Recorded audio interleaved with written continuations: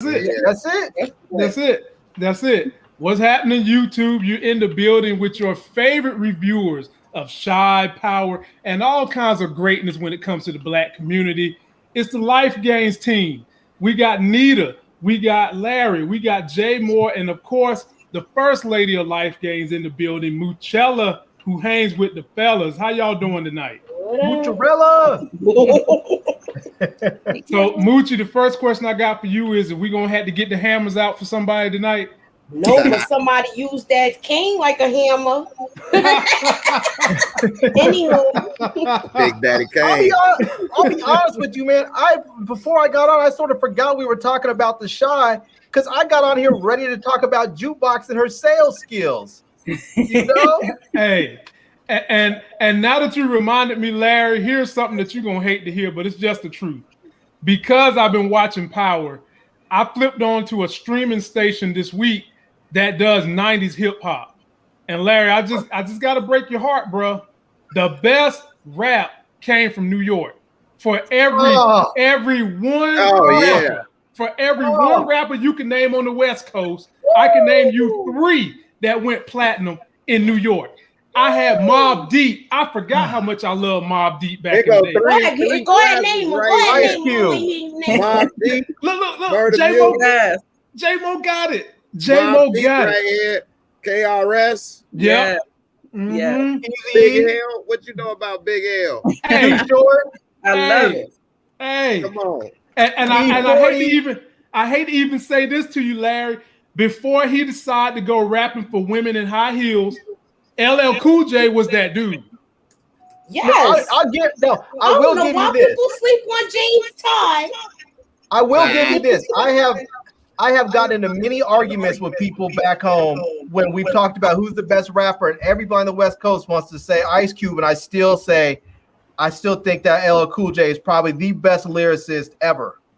I don't know that much, but he was the number 1 rapper at one time. Ice Cube was number 1 at one time, but LL was number 1 before Ice Cube. He's the best putting together songs, and I guarantee you, I would put my money on LL if he was in a battle against anybody. Just about anybody. Anyone. He's definitely top 3. He's definitely top 3. I'll put my money on LL every day. I don't care if he's 55 years old. I'm still putting my money on him. Hey, he done put a lot of careers to the wayside. You know what I'm saying? And one in particular, I'm gonna just go ahead and throw his name out there, then we'll get into it. He buried Cannabis. He made Cannabis join the military. Yeah, man. He retired him. But you know Cannabis got an album out, right? He got an album out with Mikey D. Yeah. Mikey D is from Marlton. And he has an album out. They got a song together. It's kind of hot. Oh wow. Okay. They did Cannabis dirty though, man. They had him they had him on a song, and then LL came and just dissed him on the song. He was like, man, that was dirty. Well, what they say, Cannabis was said is he had did the better verse, and then LL heard it, then went back and redid his verse and roasted him.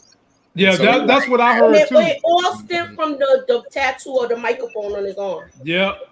Yeah, he stole LL tat. I did. Yep. No, he said, "Give me that." He wanted the mic. And that's how it started. But if you listen to that controversy, if you listen to when Cannabis said, he was like, "I wasn't trying to diss him." He was like, "I was a young rapper saying, I'm not coming for your throne. I want to be like you." He was an homage to him when he said, "I wanted the microphone." Well, when you listen to it, when you heard Cannabis had so much admiration for this dude. He was like, I wasn't trying to diss him. I was telling him how much I admire him, and I want that mic because that's what you have. Well, he should have kissed that ring. He should have kissed that ring deeper because LL said, if this mic ever left my arm, it transformed into a time bomb. I said, I said, damn. You can't do nothing with that. But people, we are here for the Shy episode 9. Let's get into it. I'm gonna start from the beginning. Larry, you on deck first. First thing we see Kev and we see Papa just in there jamming to some Atlanta-based Jagged Edge, and they so loud that they waking up Keisha's baby. She go to the room and she lay down the hammer, Mooch, on these two brothers, and they ain't do nothing but turn up the music. Larry, I said this was foreshadowing them letting you know Keisha about to get up out that house. Break it down for me, that opening scene, Big Larry. Yeah, this scene was so funny to me because this is a scene that is so reminiscent to anybody who has siblings. If you're a younger brother, like I'm the youngest in my family. There were so many times that my sister, somebody came into the room telling me, turn it down or leave me alone or blah blah blah. And the first thing you do is grab that doggone speaker or the volume knob and turn it all the way up. And that's exactly what he did. He turned it up and put the speaker towards the door, like leave you alone, leave me alone. But it was fun. Like that part of it was funny. When they first started off with Papa, and then him up there singing, I was like, it felt real CW-ish in that part right there. And I was like, the scene ended up being kind of cute and funny, but it started off, it felt real disjointed, like it shouldn't have belonged it didn't belong in the Shy. Mm-hmm. I was like, who shot this? This feels entirely different than the rest of the series. And it's not like it was bad. It was just like, if this was the vibe of the show, it would have been fine. It felt like it didn't belong in the Shy. But they recovered at the end of the scene with Keisha. That part was funny. So, But I think you're right. I think we might be looking at Keisha getting up out the house like she needs her own space. Mm-hmm. Nita the Diva, turn off your mute and is you on deck. Oh, okay. Hello, Kitty. Hello, Kitty. I love that. I mean, even though it kind of felt maybe disjointed, I just thought it was a nice little. Okay, so first of all, why do they have Keisha name spelled like that? That's not the way Black girls spell Keisha.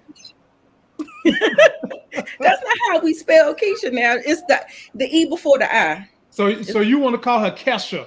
Is what you want to call her? That's what you're trying to call her. But I thought it was so funny. It was hilarious to me. I mean, when they was singing, oh my God. And then at the end, when he turned it up and he threw his head back, I said, you know what? That was a little brother move right there. Oh, man, that was nuts. I know that move. That was a little brother move right there. I loved it. I thought it was cute. Yeah, I enjoyed it too, man. J-Mo, we coming your way. Be sure to subscribe to J-Mo channel. Be sure to subscribe to Nita's channel. Be sure to subscribe to Moochie's channel. And y'all already know, go back to back for my man Larry. J-Mo, what you think about that scene? Man, I thought, here we go again with some more of these dudes singing sad songs. I know it was Jagged Edge, but it's denied to be a Jodeci. But both of these men ain't got no woman. It's more like Nopacy. And I'm like, come on, man. Damn, I got to watch another episode of this. Like, we already got all of that last episode with the guys begging and singing. Now, we started off again.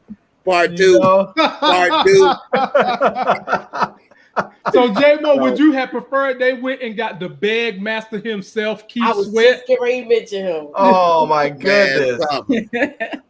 But that dude done begged himself in some draws for like 20 years. Yeah, I mean, they definitely would have been begging then.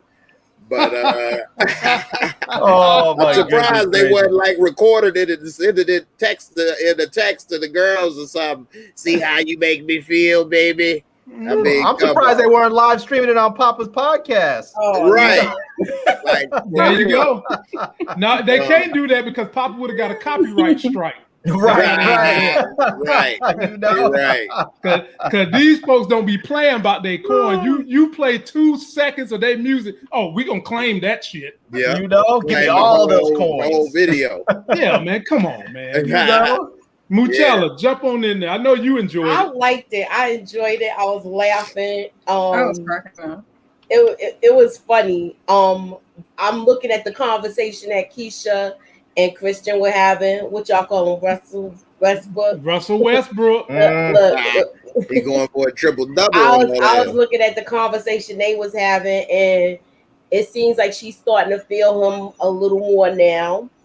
They're getting to know each other, and I just like the way that Kevin turned the music back up and the way they was lip singing to it. It was hilarious to me. I don't trust that dude still, Mooch. Don't trust him. Y'all still don't trust him? Don't trust him. You know how a dude is like every other dude when he says, I'm not like every other dude. Yeah. He's like every other dude. That's exactly how you know. I'm not like every other dude. Okay. You just said the magic words. Okay, yes, you are. It's trust me. It's trust me. I'm not like every other dude. Mm-hmm. We got one more flag to put up, right? I felt like Kevin low-key said that in this episode when he was talking to Lania. He did. He did. He kind of was like, so I mean, come on, y'all not giving the Mooch. Okay, Mooch. I'm gonna meet you halfway, Mooch.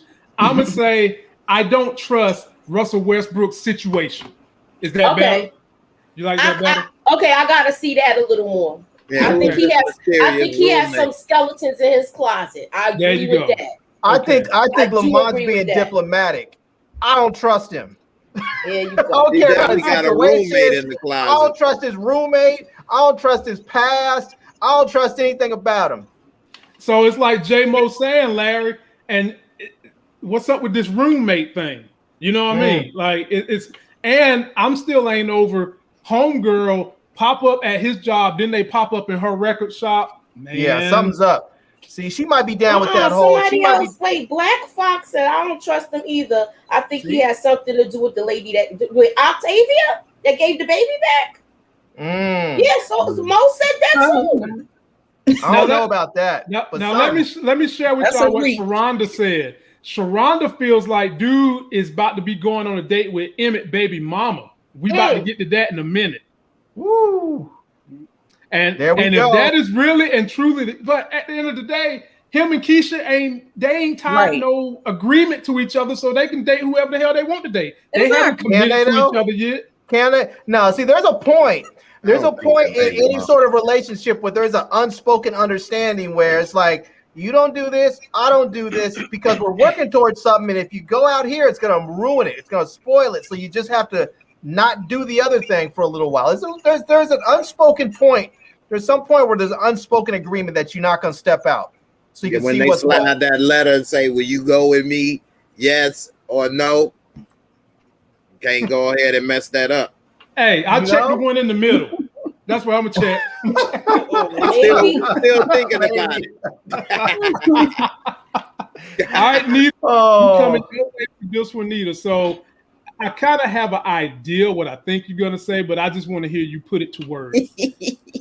So Emmett is having a talk with one of his baby mamas, the thick bone baby mama. Woo-wee.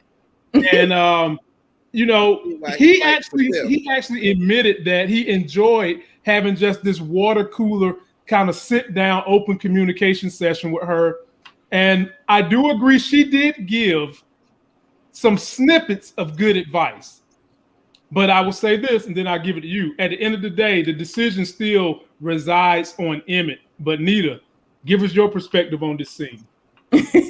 You know where I'm going with it. She was basically telling him that just because he woke up and felt like he was ready to be a responsible young man after hurting her all these times, it just don't work like that. It don't work on your time all the time, even though they make it seem like whatever the man wants, if he wants to clean up his act, then the woman should be right there in tow doing what he wants her to do. But that's not the way it goes. And she was just like, either you give it some time or you walk away. And I think he should walk away because I think he's done what all he could do. Mm-hmm. But I agree with the baby mother. Like it don't work on your time. I agree with that final statement. Either you give it time or you walk away. Simple as that. Simple as that. No, Jay, I feel you, Jay. Shay, I'm shaking my head right along with you, man. Tiff is only doing this to get revenge. And she wanted to be with this dude as a boyfriend. She not doing it because she wasn't ready or this, that, or the other. She doing it to get revenge, and now she like it and want to be with this dude. And everybody in this episode portrayed her to be a saint compared to Emmett. This girl ain't no damn saint. This girl, even Darnell and Jada was talking about, Tiff a saint compared to our boy. No, the hell she ain't. No, she not. No, she not. I have to keep reminding people she's the one. She's the one that gave Emmett's mama the male massage hooker business card. Oh, Yeah. So damn thing running around with hooker business cards in her pocket. Still up on that. Come on, man. That's what he Why you did. gotta needed to forget get that? her That's back. what he do. She's knocking What at was death's weird that she door. slept with that man. She has a hooker business card in her wallet. She's no damn They went to saint. school together. But he massaged No. shit. She's That's what he. she said. Come on now. She Now, said no damn hold on, hooker. Larry, we're gonna get to you in a minute. Like if I give you a business card, you're not gonna tell me and tell me I've been fucking that man.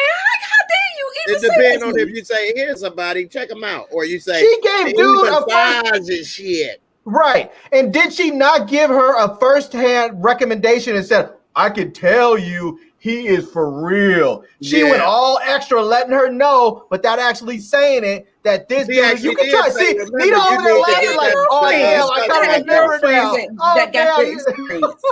Nita, you know she's wrong. Nita, you know she's wrong. I know you don't want to be wrong, but you know Tiff is wrong. Yeah, Tiff is wrong. She is absolutely wrong. I said that last episode. She's wrong. Jump on in there, Moochie. And by the way, we've got 160 in the building. Can we get 160 likes? Help YouTube know that y'all like our content and push to other people just like you. And can we get this brother $160 in super chats? Hey, you know, I'm telling you, Pampers are expensive. Baby L needs her Pampers until she's done. Man, this chick is ahead of the curve, and she's actually trying to sit on the pot already at just basically turning one. Can we get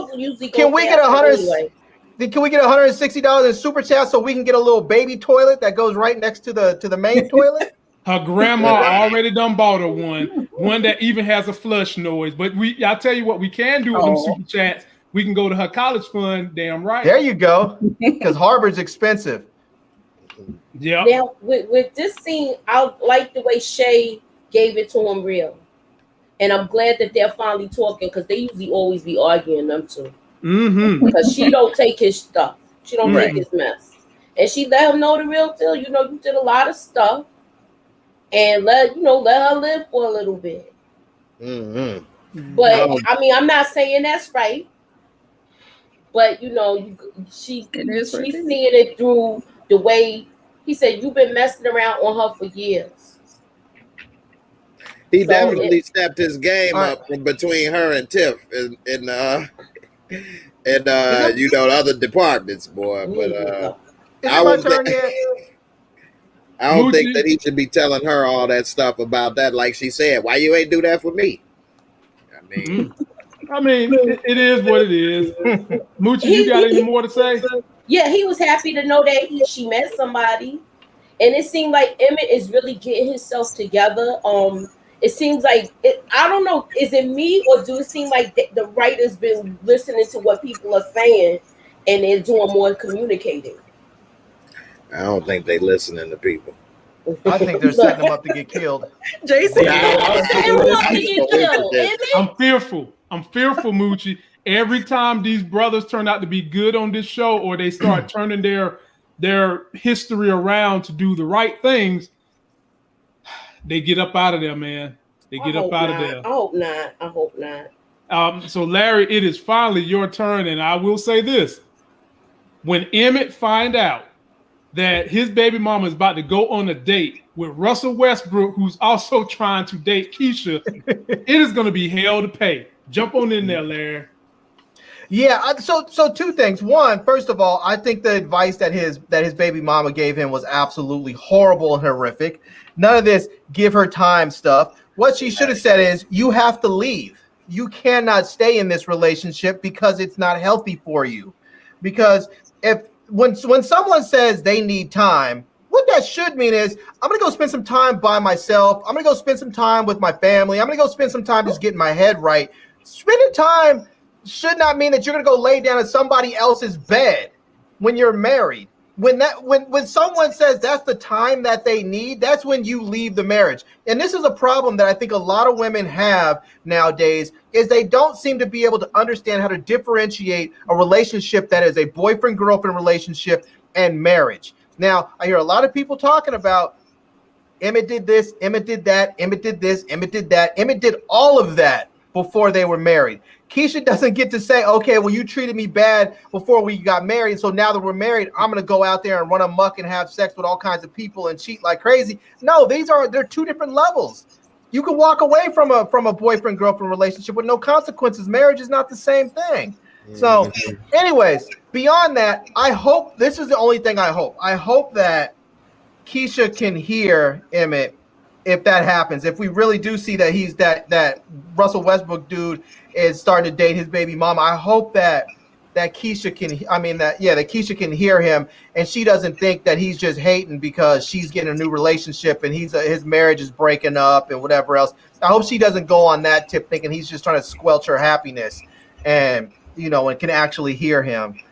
So, because as far as I can tell, neither one of them have ever tried to steer the other one wrong when it comes to other men and women. So I hope she continues to listen to him when that happens. Yeah, and their marriage was so new that if Tiff was that hurt that he cheated, I mean, they ain't even. They could have annulled it. 11 months. They could have annulled it and then lived your life. But she want a boyfriend and a babysitter at the same time, and somebody that's paying the bills and other stuff. And I think they both is too young and got married for the wrong reasons, and they should have just moved on. Let me shout out Monique Johnson, who she didn't super chat, but she cashed out me $10 at $Life Games, which is right there on the screen. I appreciate you, my sister. You've been rocking with this channel, holding it down for a very long time. J-Mo, you on deck, my brother. Oh, there we go. Oh, okay. Well, my bad. Hold up. Now we got another one from Deborah Schuler, $4.99. I appreciate that. Thanks, really Deb. Grateful. Glad y'all looking out for a brother, man. Because college, by the time my daughter's 20, hell, it might cost $100,000 a semester, and we're gonna try to make sure we're gonna have something in place for that. J-Mo, 20. She's a genius. She's gonna be in there by 16. Hopefully, she ain't even got to pay for it. That's what we hope. But J-Mo, here you go. Oh Lord, I told y'all you can't trust this damn dude. Some people was trying to say dude about to turn good. He's seen his life flash before his eyes, and y'all thought that he was really about to be turning over a new leaf. Well, J-Mo, hell to the no. He just want to spend more time with Jake to resurrect his own damn emotions. Then Marcus, I call him the dummy, comes in there trying to throw his weight around, and dude ain't having none of it. Hood Savior goes out to the hall to try to retrieve Marcus and get him back on the team. Marcus is like, hell to the no. People don't change. When have you seen a leopard that changed stripes? When the last time you seen a zebra that was gold and brown and not black and white? So he said, nah, I ain't fucking. You can't say that to somebody who's literally in the process of trying to change his stripes. Yeah, exactly. They don't change. And Duda basically, he went there, y'all. He basically told Trig, F that light-skinned N-word, he hating on us. J-Mo, wherever you want to go with it. Man, first, I think Duda, man, is so fake. He don't know what he want to do. He talking about his life flashed before his eyes. He worried about if he good and his legacy and burning bridges. And then, of course, you know what he end up doing later. So he ain't worried about stuff too much. And then how the hell he gonna get Trig into politics? What job? What is his application gonna say? What is his application gonna say? And he don't want to wear a suit. We gonna have him working in the mayor's office. Get your ass out of here! Talk about I'm gonna create a black utopia. Man, shut up. I'm glad he found it. What about your other constituents? Chicago ain't a black only city. You know what I mean? Oh man, what in the world? This is stupid. I just didn't understand that. Now you gonna just make Chicago, everybody will be able to have business because everybody got a job. Man, shut up. That ain't about to happen in Chicago without including everybody. You can't, it ain't like they in Atlanta or something where even there, it ain't just all black people there. It ain't no city where it's just all black people in the United States.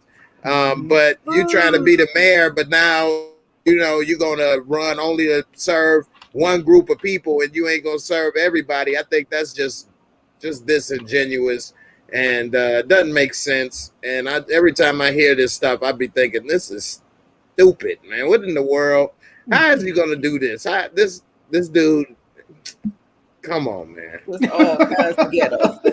Boy, he got Right, J right. Mo tongue twisted. I'm like, For real. I This feel right. like how Marcus is trying to tell him stuff, but he don't want to listen. He don't give a damn about that Olympics. I mean, I feel you, but who gonna come to the Olympics and they ain't gonna care about ain't no police.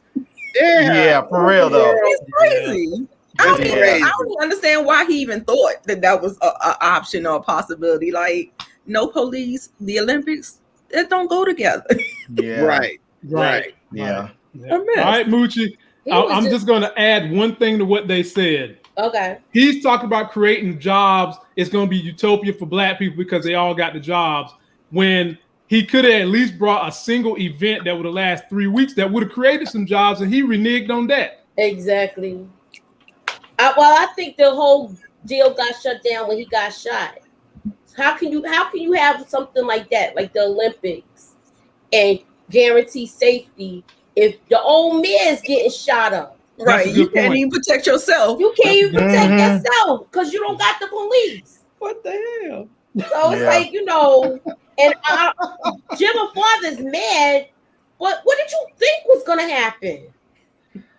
I mean, it's frustrating. It's frustrating. The story is so frustrating. Like, you be sitting up there trying to make sense out of it, and it's just like. And he was already pressing his luck there. He was pressing his luck. Where he was like, get the F out. Right. He definitely ain't gonna get reelected. No, well, we already know. I don't think he's gonna get reelected. I want to know, is he gonna end up going to jail? You know what I'm saying? Yeah. But he, like I said, Marcus was already pressing his luck. He was testing Duda, and Duda gonna base, he's testing Duda right now. And with as far as Trig was trying to basically smooth out everybody, but it didn't help. And Moochie, you see that cane Duda got? Yes. That's Jake the snake. That's a snake on that cane. That is the cane that bit Marcus in the hind parts. Coming to you now, Larry. I don't want to jump ahead, but yeah, and it looks something like a hammer. You and these hammers, man. I'm gonna make sure Moochie, when I see you, I ain't taking you to no tool shops. I know that for a fact. Home Depot off limits. Right. You got that right. Home Depots and Lowe's. Right. Hardware section in any store we ain't going near. I'm gonna get a pink hammer.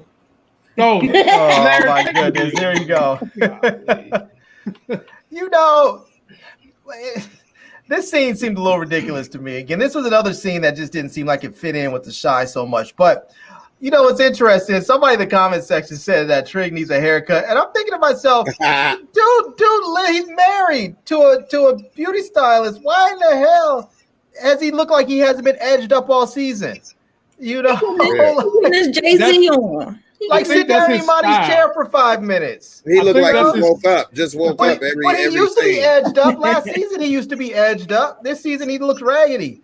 But he looked like man, he they just woke stressing up. Trig out, man. They stressing him out. I guess. They're gonna have a dog spot pretty soon. This is what I understand about sometimes what they do with these people on TV. It's like, why do they make people like Marcus, who is for everything that we've seen thus far, has been really pretty smart. He's been fairly politically savvy. He knows how to navigate the systems. He's obviously done well so for himself financially. And then he just decides he wants to be some stupid mustache twirling bad guy or something and give up all his plans. Ooh, let me tell you all the details of how I'm going to just ruin your life and take down your administration and send you to jail and tell him. It's like, what are you going to, you're just going to go ahead and lay it all out and just tell him everything you're going to do? It just doesn't make any sense. Like, why do people, like, if I knew I had to tell on some dude, I'm not going to go to him and tell him, hey man, I'm going to tell on you. And here's everything that I'm going to say to the cops. I'm just going to go ahead and do it and let it be done. I'm saving that for later, but I agree, man. That boy, I just don't believe that he was doing that. That was the dumbest thing I ever saw. I just don't really get that. It just doesn't make any sense. But this scene right there I felt like with Marcus, he really, really screwed up because Trig actually has, Duda's ear.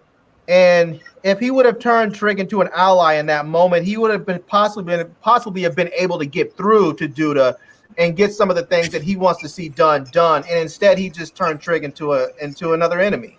So, I mean, that's one of those things where part of me thinks to myself, like, you knew who these people were to begin with, and now all of a sudden you're acting like you have such this huge problem with them being who they are. You knew who they were, and you decided that this was a team you wanted to jump on, and now all of a sudden you're acting like you're mad that you're on their team. It doesn't make any sense. It's like they made him looking so smart, and then they made him so dumb. He's acting like he want to take his ball and go home now because he's not getting his way. That's what he want to do. Get on the block, Steve.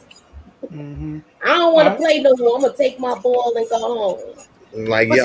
See, that's another thing that seems like it's just stupid with Marcus. Marcus is in the perfect position because he's not the elected mayor. He's in the administration.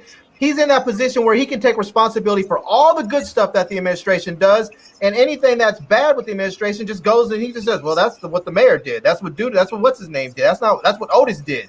I didn't do. That's what Otis did." And he can take responsibility for all the good stuff. That's why people love being in positions like Marcus, because then later when he decides he wants to run for some other office, he gets to take responsibility for all the good stuff. And when somebody says, "Well, what about this terrible program?" "Oh, that was Otis, the mayor. He did that. That wasn't me." And he's acting like he can't see that. And no, I don't. It just plus they made him stupid all of a sudden. Yeah, he could keep his money and support a different candidate and keep it moving. Yeah, I mean, elections every 4 years, so it ain't much longer. Yeah. All right, what I want to know is Duda going to adopt Jemma?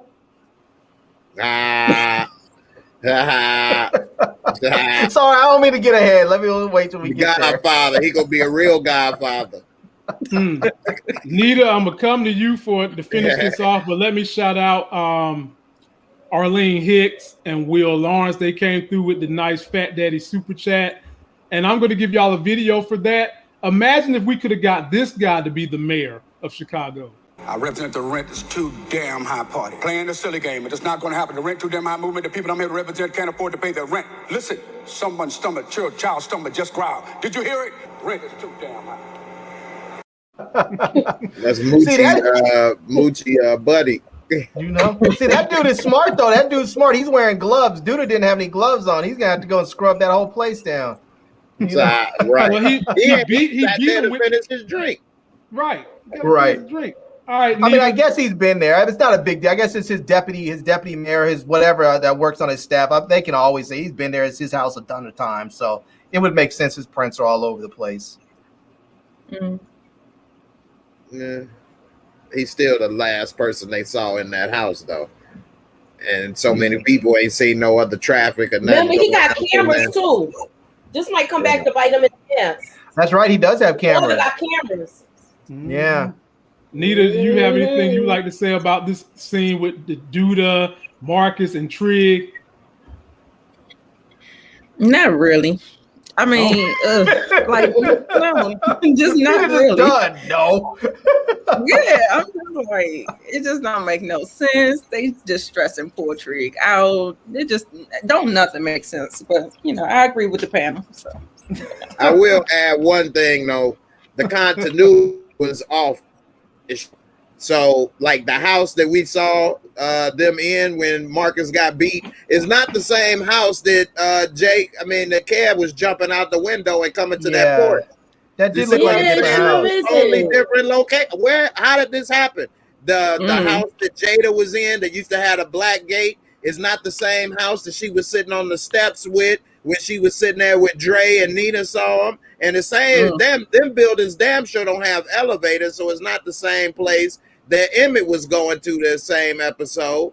And then the house that we saw Jake come out when he was getting a key truck, that ain't the same house this Reg's house. The interior was the same, but Reg had a regular house and it was a gate in front of it on the street. That house he came out of next to that subway was the house that Q used to live in that he rented in season 1 to spy on Trice. Oh yeah. Remember, and it had them steps to come down. So now they got Reg interior inside of another building They got the outside of other buildings in the interior. I mean, they was all over the place. They all over the place. Yeah. You're not supposed to pay attention to stuff like that when I watch things. They suffered corona, so they had to move out. That's all that was. That was a good one for them. Hey, they need to cut you some super chat for that cover up, because there you go. That's right. The only thing that can explain that. But some of this stuff was in the same season, but maybe. Mm-hmm. Hey man, they moved up, man. They went and got them modular homes, bro. Maybe I'm noticing because I'm from Chicago and I'm noticing the buildings easier. And I'm like, wait a minute, this ain't the type of house and that ain't the block. This don't make sense. But yeah, maybe everybody else ain't seeing it or thinking about it the same. Oh man, James Earl Moans says it's a Tyler Perry. That's what I thought I was watching when it turned on when I was watching Nopacy. I'm like, is this Diary of Sad Black Brothers? I didn't know what I was watching.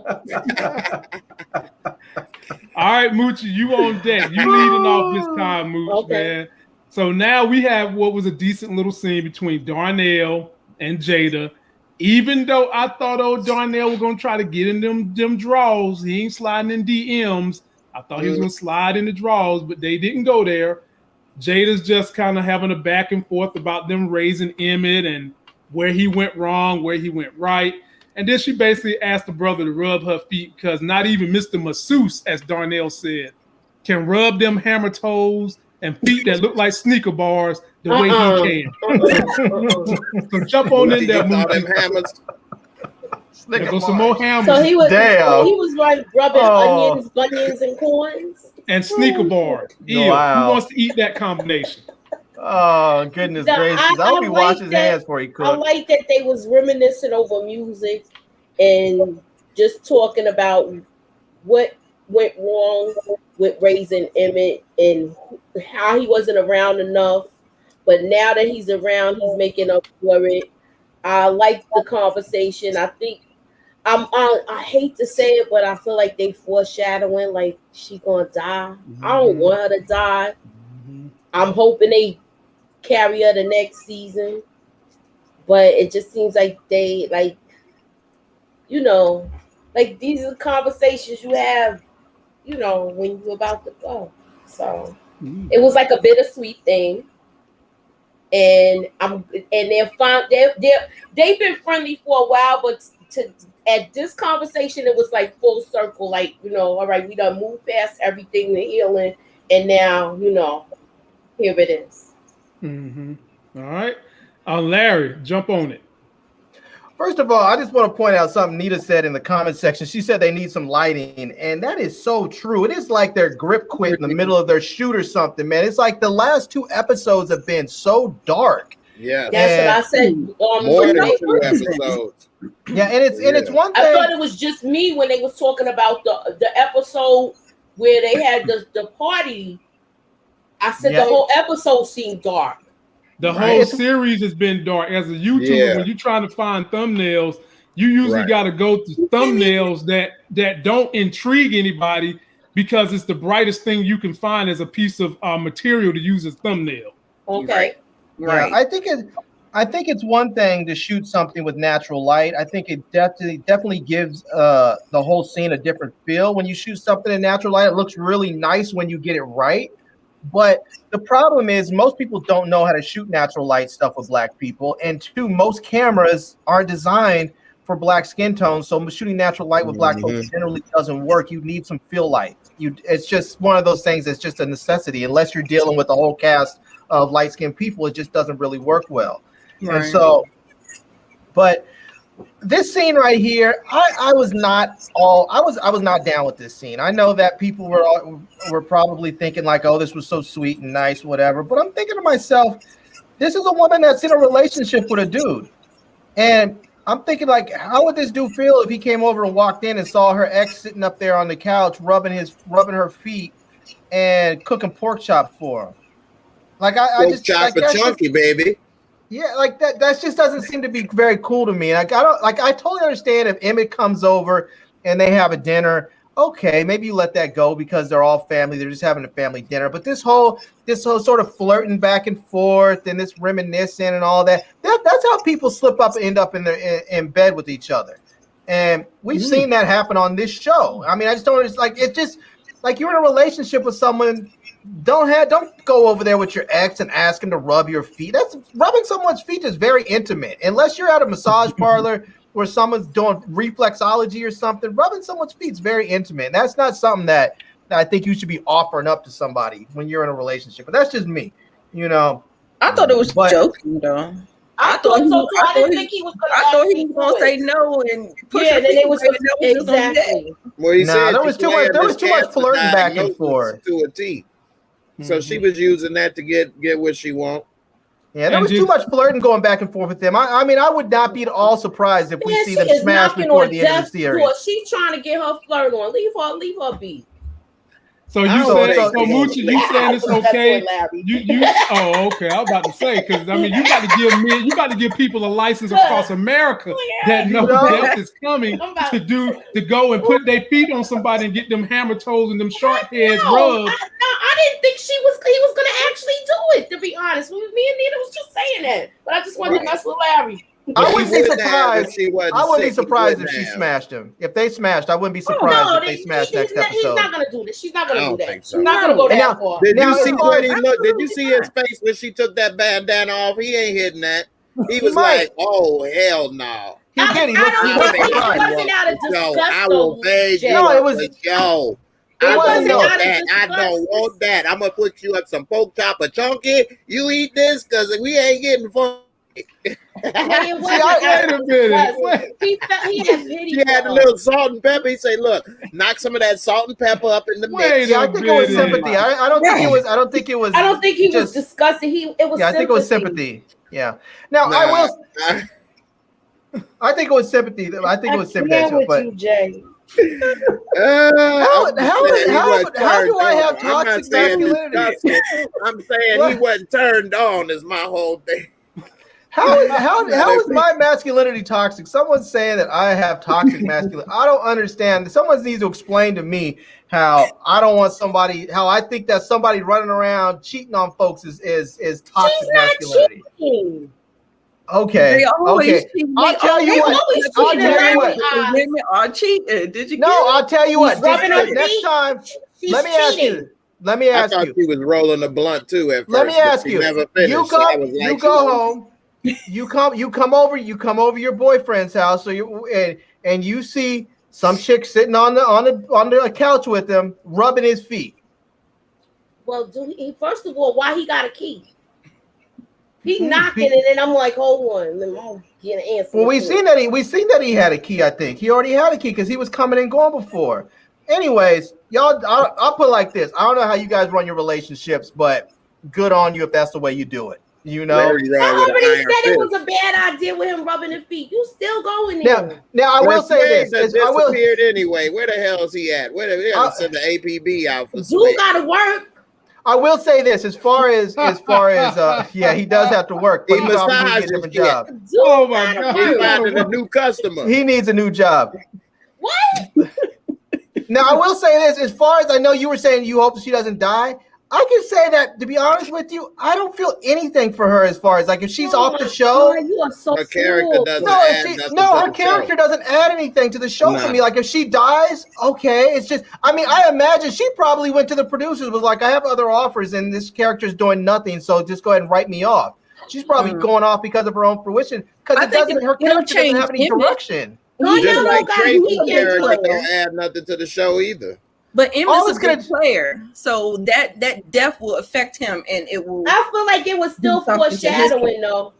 All he's going to do with Emmett is show Emmett how he's going to further keep on going down his path to becoming a grown-ass man. He's been going down that path this whole season, and all it's going to do is give him another opportunity to show how grown he is. It's not going to take Emmett down a bad road. It may just take him further down his road that he's on right now, which is a good thing. But again, that path he's heading down, he's not going to stop going down that path regardless. I think her life or her death on this show is absolutely meaningless. It's a non-factor. Yeah, if anything, the only thing it'll do is be inspirational for Emmett and give him a little more purpose. But what is she doing? We ain't seen her with her job or she with Sway. I mean, it just I don't she's know. sick, y'all. I'm saying before she was sick. I'm saying before she was sick. What was we watching with her story? Oh yeah, well basically you was watching her take care of the lady and she dead too. I'll tell you what, people in the comments, y'all, right? Am I right, Lamont? Yeah, 2 years ago. Ronnie's mother and she dead. She was. Yeah, man. But didn't Ronnie get the draws too? Nah, Ronnie almost got it. Okay. Showed up at a house drunk. Now, by the way, we've got some super chats in here. Let me shout out my super chatters. Dwayne Herndon, appreciate that $2. Share my love the name. Who you sharing that love with though? $5. And somebody else got me. I'm gonna give all three of y'all a video to say thank you. Well, let me see here. Let me give you this one. This will make Larry happy. Yeah, go ahead and burn all that.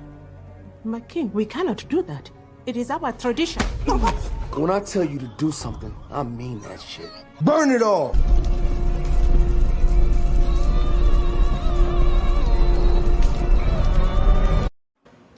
That's exactly what some of y'all want Lena Waithe to do with the Shy. Burn it all. As soon as this show's over, burn it all.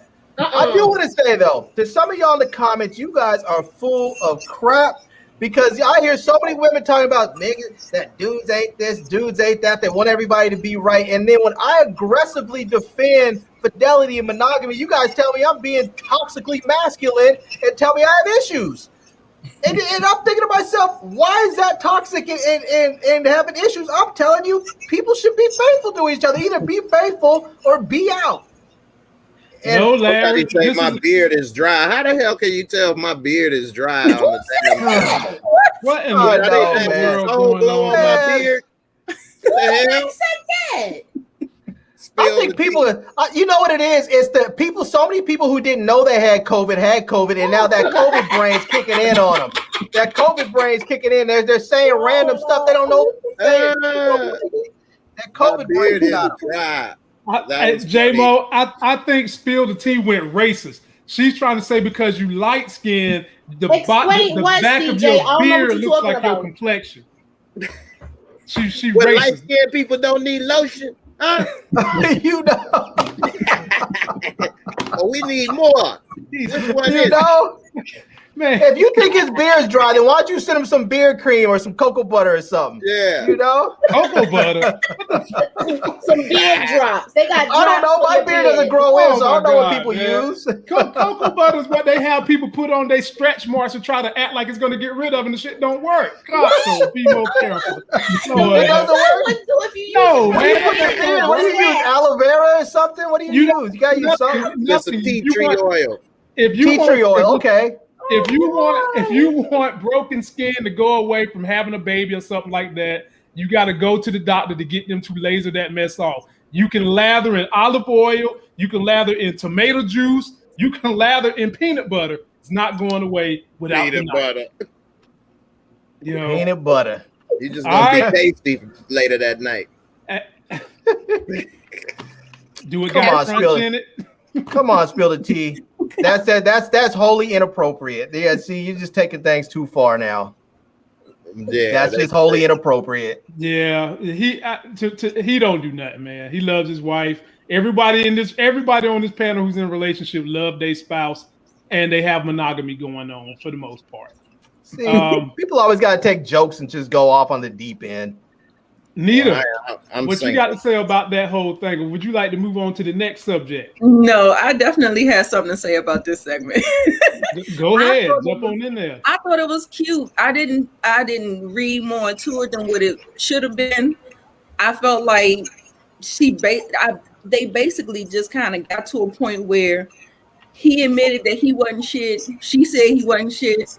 We got past it, and our son is becoming a better man because of it. And it's like they could, she's reaching her mortality and she's looking at her mortality. I hate that they had to have that conversation just because of that. But I think that there was some forgiveness there. They kind of, some acceptance, some forgiveness, like you weren't there, you ain't do your part. He was like, yeah, I'm sorry. All that stuff. So I thought it was cute. And I thought that yes, they were foreshadowing. And I'm just like, they didn't make her sick enough for me to just believe her death is just coming when she's just fine right now. You know what I'm saying? Really? Even though she lost all her hair? Even though the first episode where she got the chemo, that was like the sickest we've seen her. But we haven't seen her like struggling and becoming frail. You know how people lose weight and they had a couple of scenes with her throwing up, but that was about it. Yeah, that was it. And then it just feels like she's like on the road to recovery. But I feel like they're trying to lay the groundwork, you know, by giving her all this meaty thing with Darnell and with Emmett and stuff like that. I feel like they're trying to set it up. Yeah. So, yeah, they had a Last Supper. We've seen a lot of people having Last Suppers over this weekend that wind up dying, and this was another one. Jay, you want to jump in with something about Jada and Darnell?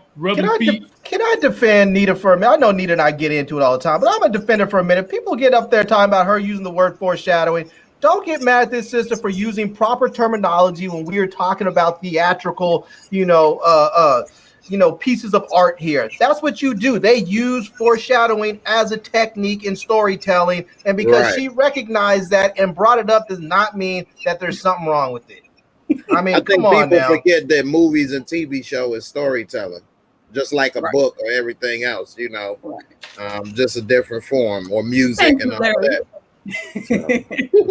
And she doesn't need to water things down and make things simple for simple-minded people. She can keep herself elevated just like she has been. So leave her be. There Larry go, being with that toxic masculinity. There you go again. Right, sorry, I didn't mean to defend anybody. You know, I know you don't need me to defend you. You got your own stuff, but you know, sometimes I didn't even see anything. I'm sure CJ though. It's the same person that always be saying crazy stuff. Don't worry about it. Yeah, that's what I would say to y'all. Some of these comments, if they borderline, I just ignore them. That's what I do. Some people get a kick out of correcting other people as if they actually had something to say. If they said stuff, let's see how many times they get corrected or people come for them. But it's easy to type and say shit on the thing and they got all the answers. You know what I mean? Monday morning quarterback. Yeah, so, I mean, you know, or what you can do is it's a lot of people that act like they was on the board.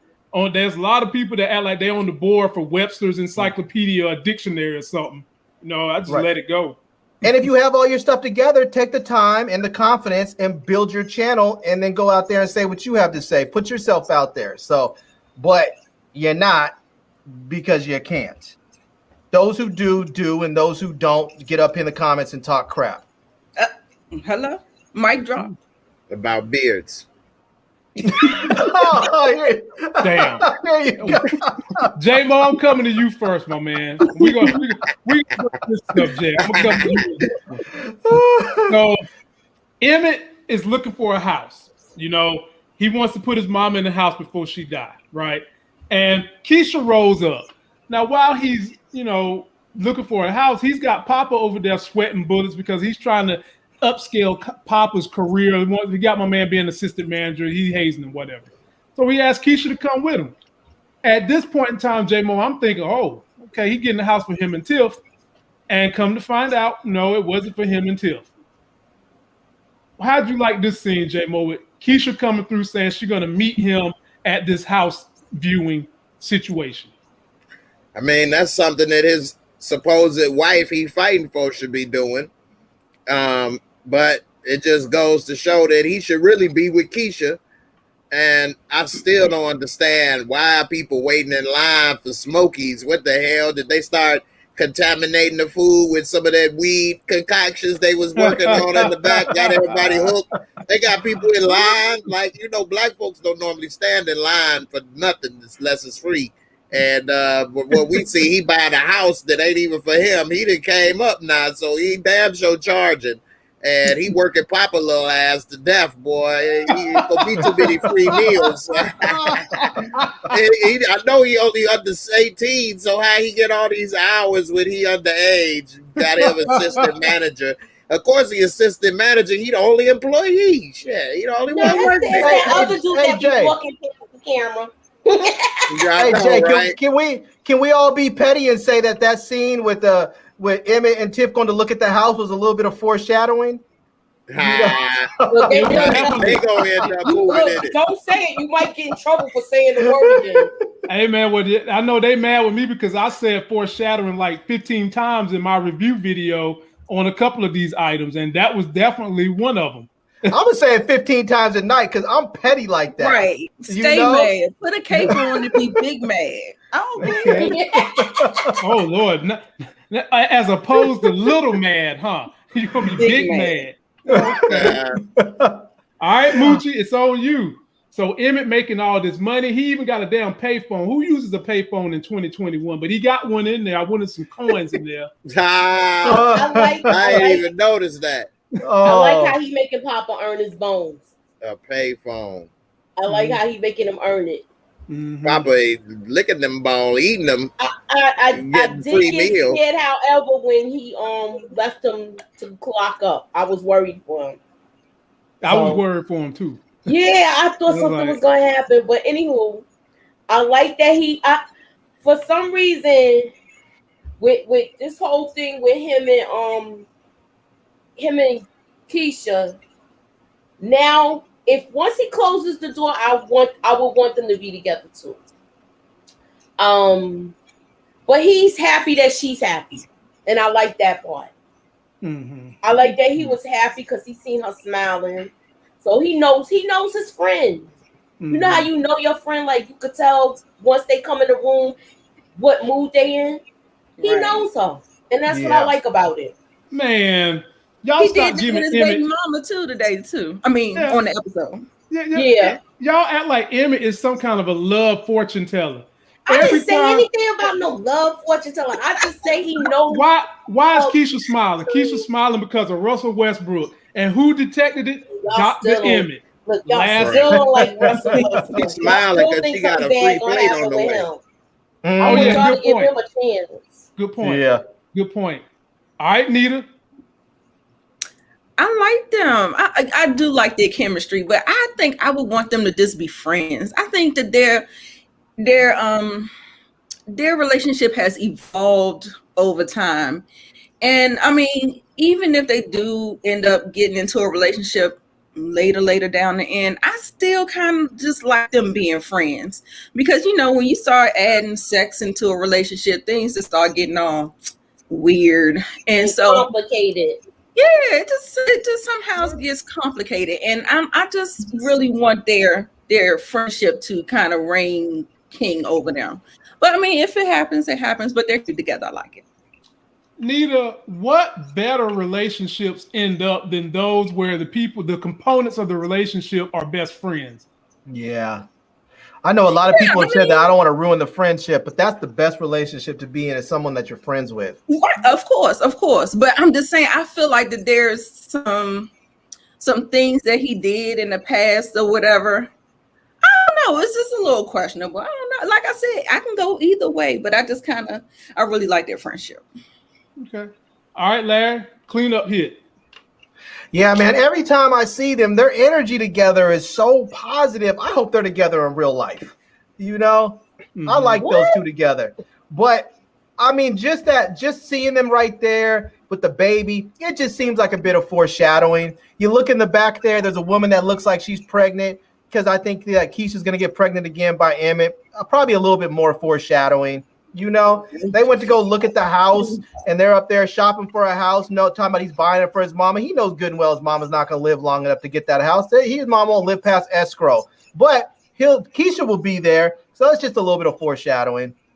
So yeah, I'm looking forward. I'm looking forward to them finally getting together. It's gonna take something.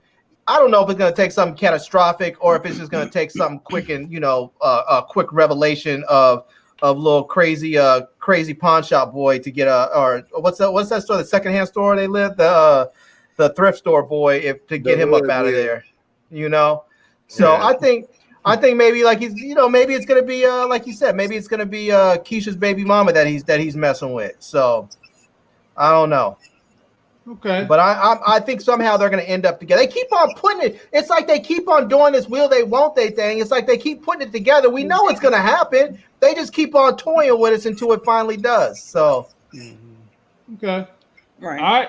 All right. Let's see here. Nita, we're going to swing your way to start this one out. Taylor Anderson. We got old Frederick Douglass Jemma.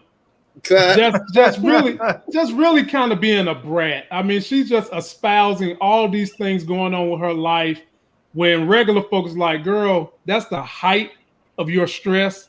This is the peak of everything you worried about. And she's asking Jake to, give advice. He ain't listening to nothing she's saying. He's just ignoring her. This is what you get, Jemma. This is what you bargained for. And finally, Trig decides he's going to let Jake get the truck to take her to the dance. He gets the truck, and the first person he wanted to meet up with and ride in the truck with wasn't Jemma. He goes and get Kevin and Papa, and they in there smoking blunts, and Kevin basically tells him, look, dude, I'm cool with you, but you need to fix this car because it smells like ass and pussy before you take Jemma to a date. So Nita, jump in there any way you want to. I was looking at Jim. I was like, girl, ain't nobody listening to you. No, ain't nobody listening to you. She's gonna tell me what I just said. I was like, what, girl? Right. I'm looking at her like She thinks she grown. I just like just the audacity. I was just like, okay, girl, you just doing a little too much. Jake heard that horn. He jumped out there and he was like, I mean, just imagine, when you're a kid, when you're like 16, 17, and you can drive, when you get that car, I mean, it's just like the best feeling in the world. It's like you don't got your learner's permit, you got the keys to the car. So it's freedom. Freedom. You want to scream out like Mel Gibson in that movie, freedom. William Wallace. Being right, you want to be William Wallace. Braveheart. Right, and then they go, and I thought that was cute. He went to go with his boys, kick it with his boys, and Kevin is a stand-up dude. I could see him coming into his own and becoming a good character. He has the. I saw some foreshadowing in this scene too. I'll bring it up. Oh wow! Hold on. Did I see any foreshadowing? No, I ain't seen that. There was some foreshadowing in this scene. It sure was. Is there some foreshadowing for CJ? Okay. No. That forget no, it's real CJ. foreshadowing, but I'm just gonna keep using the word over it. It's a real foreshadowing, but it's gonna be foreshadowing. Every time I see it, I'm gonna bring it up because I'm petty like that, and that's just what it is. Well, damn, 50 Cent. See, this is what people need to recognize. I can mess with Nita. Nita can mess with me. You just can't. You can't come for either one of us. We can come for each other, and that's that. All right. J-Mo, jump on in there, my brother. Man, Jimmy was getting on my damn nerves. Like, what you mean what I say? You wasn't paying attention to what you were saying? Me neither, shit. Anyway, what the hell? You ain't my mama. What, you gonna put me on punishment? What the hell? Right. Right. What I say? Like, what, man? You done got a little too big for your bitches. I mean, britches. I mean, oh damn.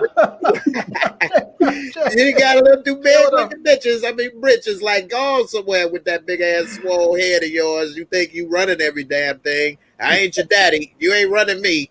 And she was salty that he was more important, more interested in that ride than what she was talking about. I'm glad he said, what was you saying? You want to know? I don't know. I wasn't paying attention. Anyway, I'm about to roll.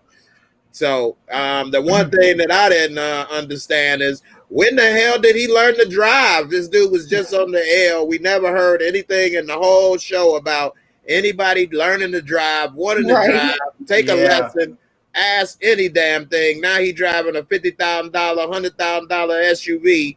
Yeah. How did this happen? At least have one line of dialogue about he was studying or something. So, man, boy, y'all funny, man. Let me shout out Dope C, who sent us a $4.99 super chat. Moochella, you got another fan. Please go subscribe to her channel. Mooch, it's your turn now. Mooch, how'd you feel about this scene? What'd you think? I think you're on mute, Mooch.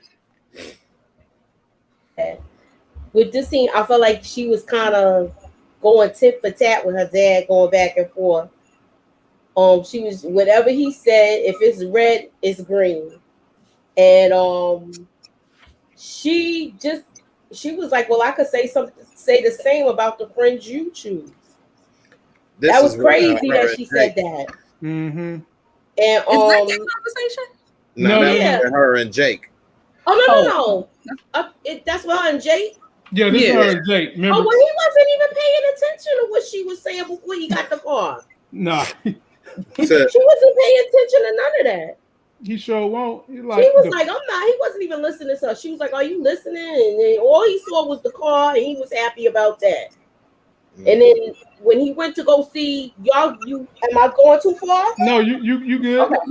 When he went to go see Jake when Jake went to go see Papa and Kevin, I was glad that he did that. I liked it. And I like the way Kevin handled himself. He's being a bigger person. I like that. And yeah, Blunt makes everything go down smoother. You know what? Here you go. And then they said the car smelled like ass. And I was thinking, did Trig smash Imani in there? Oh no! But it smelled like booty. I'm just saying. I thought about that too, but I was not gonna put that into the universe because I'm just sitting here thinking like there's only one way you can smash unless she done went and had the surgery.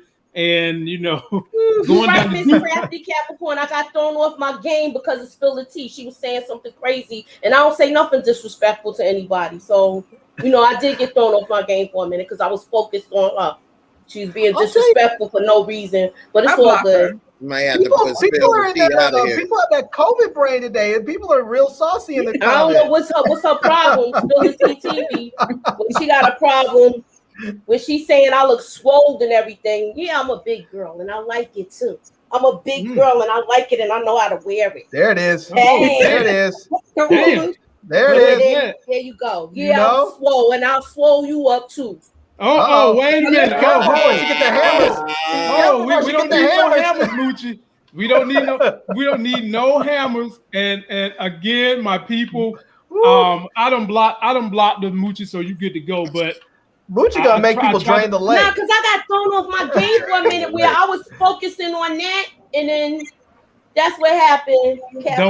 Moochie, don't do it. No, I can't do it, and he need to go too because he's like really like. Why are you here if you want to say such nasty things? Because that's their job. I just don't understand that. Like, why even tune in? It's their job, Moochie. and I encourage all my YouTubers and anyone who got a huge social media presence. There are going to be people that's just going to follow you because they just hate you. They just hate you. Get a rise out of you. Right. And I'm more hey, good, little dick energy is strong. That's true. Energy in the little dick, so it's everywhere else. So it's strong out there. Be careful. This is what I say, you guys. To speak English from watching The Fresh Prince of Bel-Air. This is what I say. This is what I say. Talk crazy all you want. Just don't make it personal. Like if you want to talk crazy about the show, okay, just don't make it personal and start naming people and calling out, saying people are doing stuff. It's just throw your silly theories and all the stuff we joke about. Just don't make it personal. It's just silliness. Yep. Well, it's on you now, Larry. You get the cleanup hit again. Talk about Frederick Douglass, Jemma, Jake getting the ride. Then he going up there and Kevin giving them some real deal love and brotherly love and saying, I'm cool with you, but you need to clean up this damn car that smell like penis and butt crack. This is another one of those examples with Jemma where she was up there thinking that I'm going to go find me a nice little bad boy from the South Side and I'm going to run him, not realizing that she's not the alpha in the relationship. Like she thought she was running Jake before. She thought she was running Kev before, found out that wasn't the case. Kev was a stand-up dude. He loved her. He told her. Kev was like, I'm going to tell you how I feel. I'm going to do what I want to do in some respects. I'm going to respect you, but I'm not going to do everything you say to do.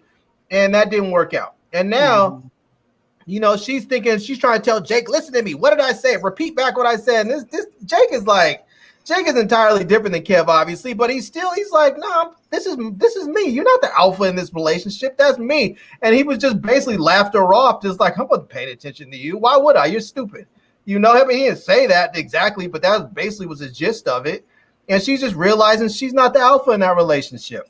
Mm-hmm. Now, as far as what Jay was saying about this whole thing about they go from they're basically little kids walking around the streets with their backpacks to all of a sudden now they have driver's license and can drive, and no one talks about them getting a permit or taking a driving lesson. How many shows have we seen throughout the years where that's a whole thing, is teaching the kids how to drive? And they didn't even whisper a hint of it. It's just all of a sudden, here are the keys. Now, well, Larry, to be fair, we did get a season where they was riding bikes. Okay, right. I mean, let's be fair about it. Maybe he should have gave him a moped then. Maybe he should have gave him a Vespa or something. For real. Now, here's the thing that I thought of immediately when I saw this scene. I ain't heard anybody else bring it up, but I was worried about Jake riding in this truck that clearly everyone knows is Trig's. Trig is a damn murderer. He's a gang leader. And you want to put this young man in this car so somebody can think it's Trig and drive by and shoot it up? I mean, Trig has killed how many people? I was afraid for him too, Larry. You right. I was afraid for him and Papa this episode. Yeah, I was like, don't put Jake in that car. Go rent him something nice. Was someone gonna think that let him get in that car? That was nice for him anyway. Yeah, I'm like, you're gonna have him up in there thinking that he's running around as a young kid with $100,000 car. The cops may pull him. Well, the cops aren't gonna pull him because the cops aren't pulling anybody over anymore. But you're gonna have somebody thinking that's Trig and shoot up the damn car. Larry, that's exactly what my wife said. My wife said. She was like, him driving that car, she thought that maybe the police would retaliate or that somebody was going to get him and Jemma was going to die. That's exactly what she thought. Yeah. Now here's the foreshadowing part. If you look at that scene with Kev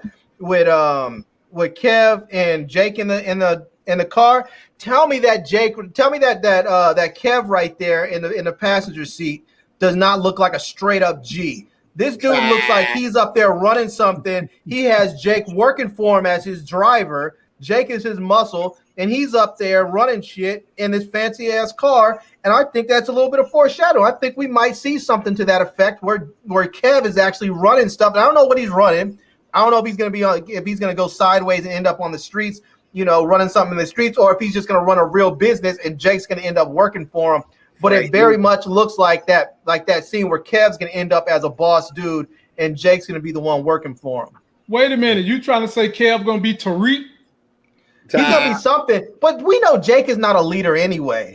Jake is not a leader. He's not the leader cast. We have Kev over there who's the leader cast, and Jake's the follower dude. One more thing I want to say about that is the continuity. First, that damn truck was Trice's truck.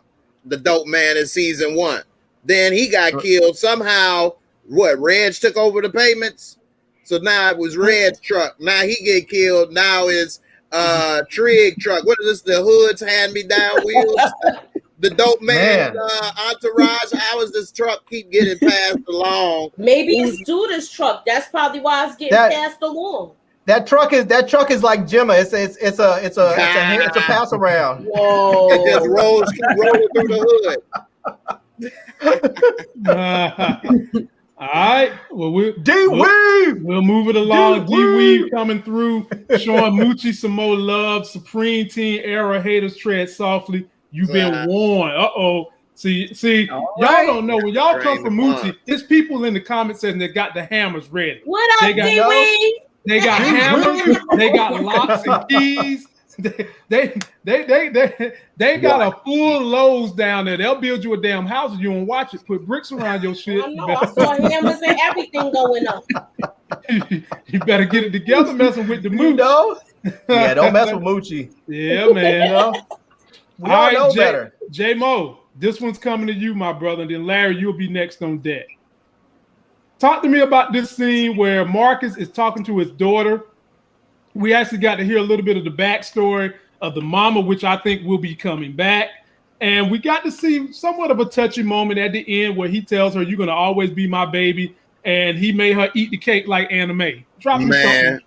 For real, this show had that Ike energy up in there. Anime, you go eat the cake now. You know go eat that cake. You know it's your favorite cake now. You go eat the cake. Taste the cake, Anime. No, Daddy, I haven't eaten that cake since I was 10, Daddy. No. Oh my goodness gracious! You know that's your favorite, ain't it? Ain't that was good, wasn't it?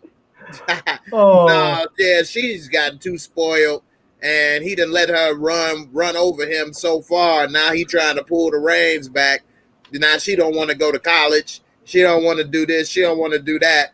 I think he just gonna be Daddy Warbucks and pay for everything, and she gonna just run him like she run Jake and Kev. And now he trying to stand up to her, but he should have been put his foot down and in her ass on that. Like what?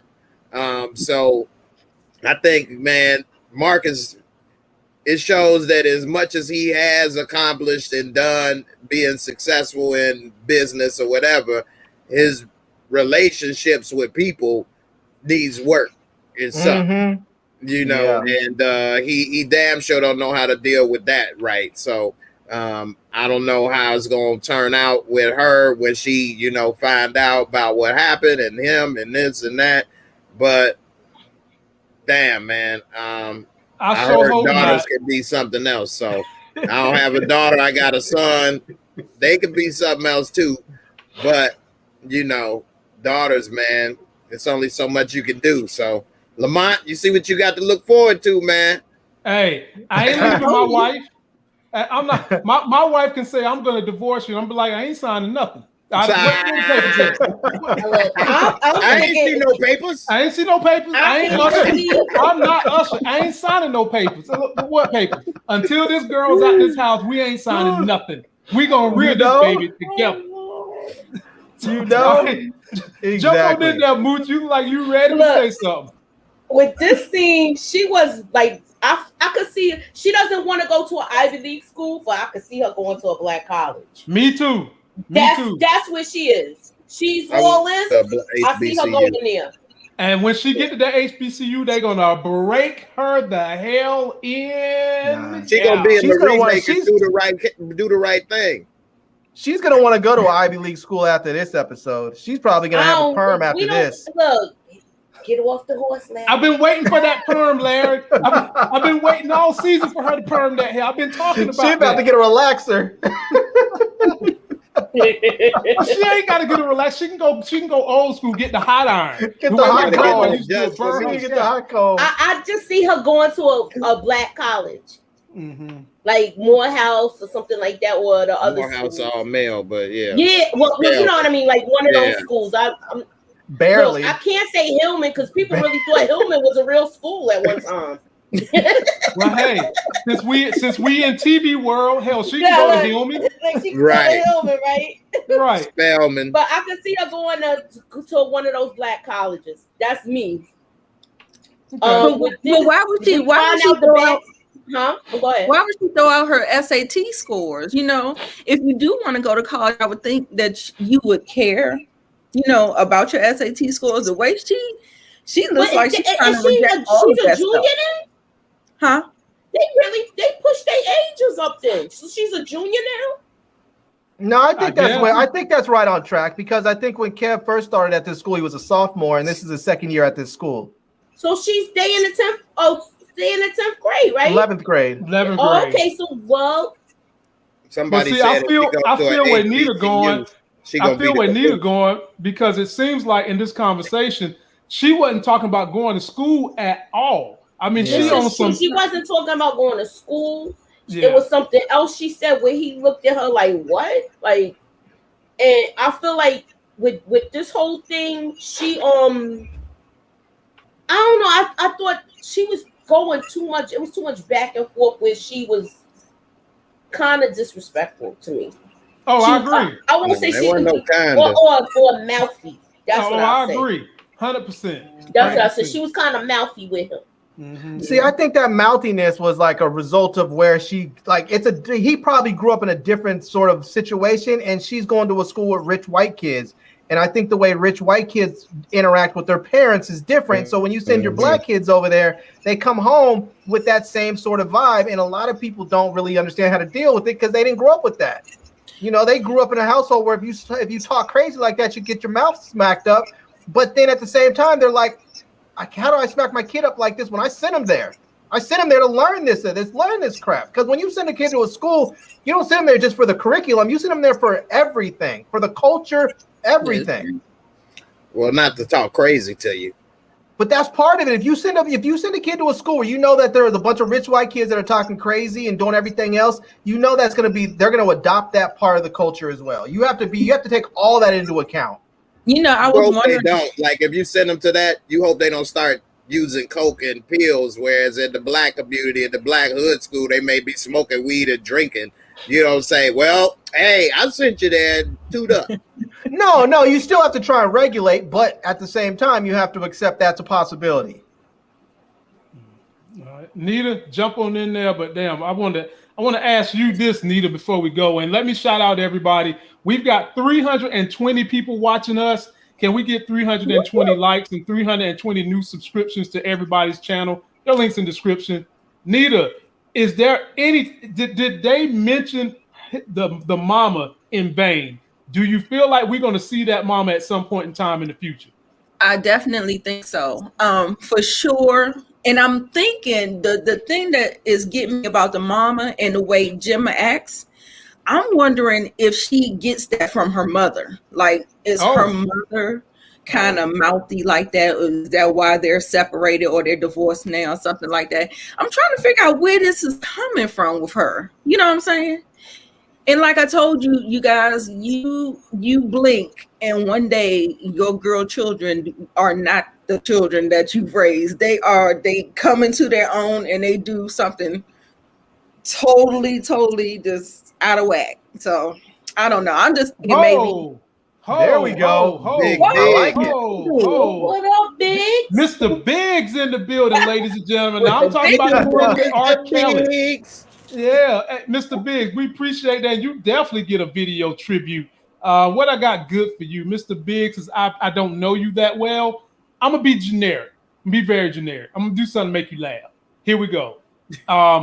Since we on this foreshadowing using the dictionary, here we go. Anthony, give me a boy's name that starts with the letter H. Jose.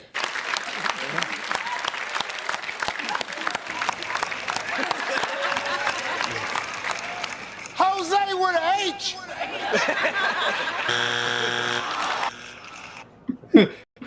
we appreciate that, Mr. Biggs, man, coming through with the big time super chat. Very grateful. Sorry about that, Nita, but I had to jump in there on that one. No, good. Yeah, so what y'all think? Y'all think she takes after the mother a little bit? Like, where did this sassiness come from? Like, we're going to see it for sure because of what happened. I don't know, but I can tell you it was foreshadowing a last meal right before somebody kicked the bucket. There you go. And it's foreshadowing. Yep, and it's foreshadowing that we're probably going to see that mama. And it just makes you wonder, why did he divorce the mom and then committed to the mom that he's going to raise Jemma? Like, what's going on in the mama situation that she couldn't raise Jemma? Right. You know? And that's what I was going to say. I think Jemma's mama might be a junkie. What? You know? Yeah, I think she might be a junkie. And here's the reason why, that something seriously was going on. It's either she's a junkie or she has mental health issues, because it's almost never in this country that a father will get sole custody of his child, especially a female child. And it just almost never happens unless the mother is so far gone that they say that she's an unfit parent, or the mother willingly gives that child up. It almost never happens. Did you show up before last season? I will say I am a single parent. Okay. I've been raising my son by myself since he was 10 months old, and his mama, although we don't get along, is not a junkie. So, and I'm a dude, and I raised my son. He's 17 now, and did she willingly give you custody? I know, guys. I worked with that kids. And that was one of my points I made. She had other kids. She had two kids. But that was part of my point, was that unless she willingly gives the man custody, it almost never happens. So I said, unless she's a junkie or she's determined to be an unfit mother or she willingly gives up custody, it almost never happens that the father gets sole custody of that child, especially if you're talking about a little girl. And so the fact that the mother does not have sole custody, and she probably recognizes she had some problem, whether it be drugs or alcohol or mental health or something, that's why she probably realized, I can't take care of this child. Promise me that you will, So okay. I mean, because if it was just some simple divorce where she was, where she met somebody else and lived across town, we probably would have seen the mom now, but we haven't. So I'm thinking there's something more to it. And it is rare. That is true. Even when I was going through that, even the paperwork was worded with female language, as if it's automatically a female and you're going after a dude. It'd be like, so are you going after the father? Like, this would already be pre-written in the paperwork. I'm like, I am the father. Like, what the hell? Like, this stuff would already be pre-filled out and stuff, and I'd have to tell them to change this and do that. But I was in a better financial situation and other things, and so it wasn't necessarily like, okay, here, do this, great, have a great. It was a little, problems, but it was understandable and worked out, in the end. So, right. Okay. It was rare. Now, I know she's talking about right now, she's not even sure if she wants to go to college. And he was asking her, what about the whole Ivy League thing? I think we're going to see a complete 180 in the next episode. I think we will see that coming. And if not in the next episode, it will be early in the next season. We will see a complete 180 with that, because I don't want to jump ahead anymore, but I'll tell you why after we get to that final scene, whatever it is, whenever we get to it. Well, we almost there, man. We almost there. We've got one more scene beforehand, and Nita, you get the lead off on this one. Okay. Emmett and Keisha are going to see this house that Emmett is saying he's going to buy for his mama. All right. And if you look in the sky right there, it's written. It says foreshadowing. Every time that word is said, y'all got to take a drink in the audience, man. You sure that's what it's saying, Larry? It's saying for sale. No, it's saying foreshadowing that Keisha is going to leave her house and Emmett is going to leave a house. But I digress. Anyway, Nita, they get inside the house, and guess what? Keisha is a hero in the community. The realtor is coming at Keisha like, yo, us women that have been in your situation, we revere you as a hero. And Keisha's kind of taken aback. I said in my review, could this be a pivoting point for Keisha that she gets with Tabitha Brown's character, come up with a novel, come up with a story? This could be a pivoting point for her and her career. Break it down for me. What did you think about this scene, Nita? Right. I liked it. It was cute. Well, what the lady did say, I think she did put a nugget in her head about being an inspiration.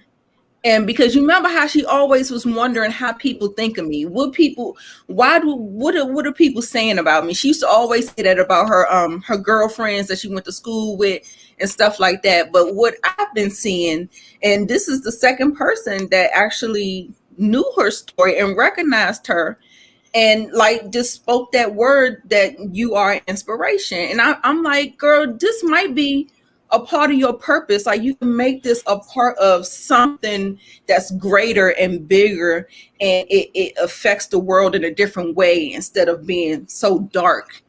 You can just see the light that's at the end of the tunnel, and really like lean into it and be that for somebody. So I really like that. And the lady was real sincere. And I like the way Emmett kind of stepped in to protect her. Like, she don't like to talk about this. You know what I'm saying? Foreshadowing. That was foreshadowing. Yep. Yes.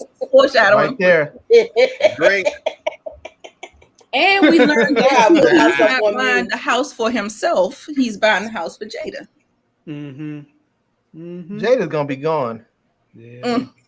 And Emmett is going to have his name on that deed too. So now, J Mo, I'm gonna swing to your way. What'd you think about this scene? Man, I'm wondering how much money is Smokey's really making. What in the world?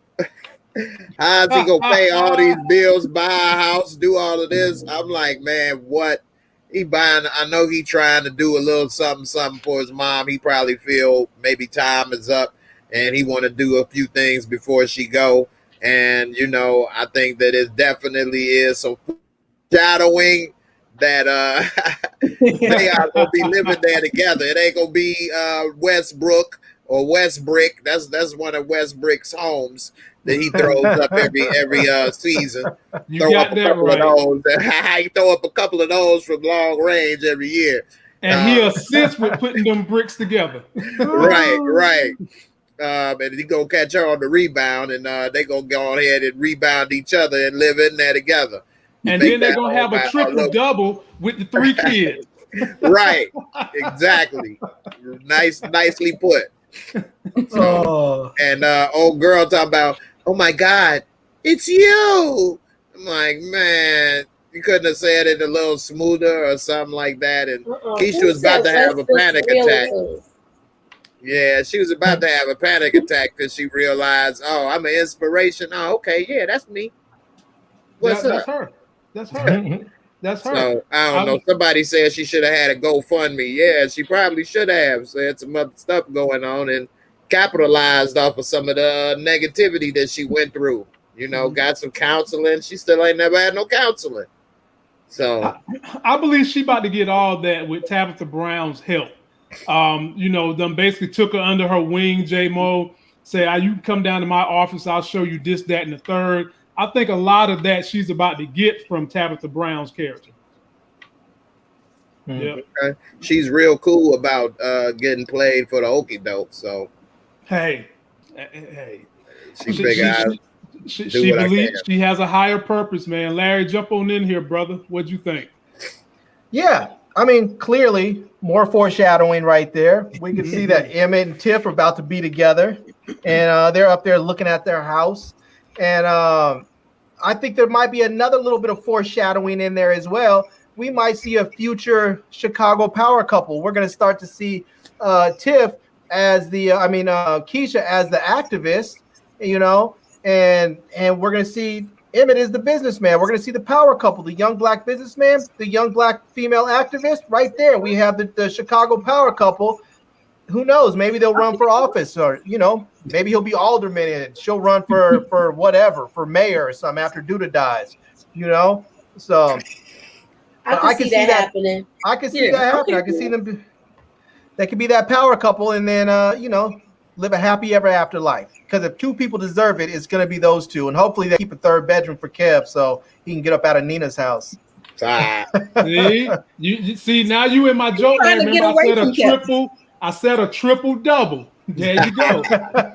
All right, Moochie, you get last dibs on this, Moochie.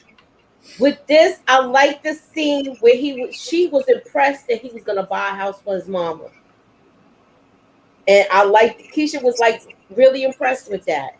Mm-hmm. Like she's seeing Emmett come into his own. She's seeing Emmett become a man, and I she likes that. That's her friend. She likes it.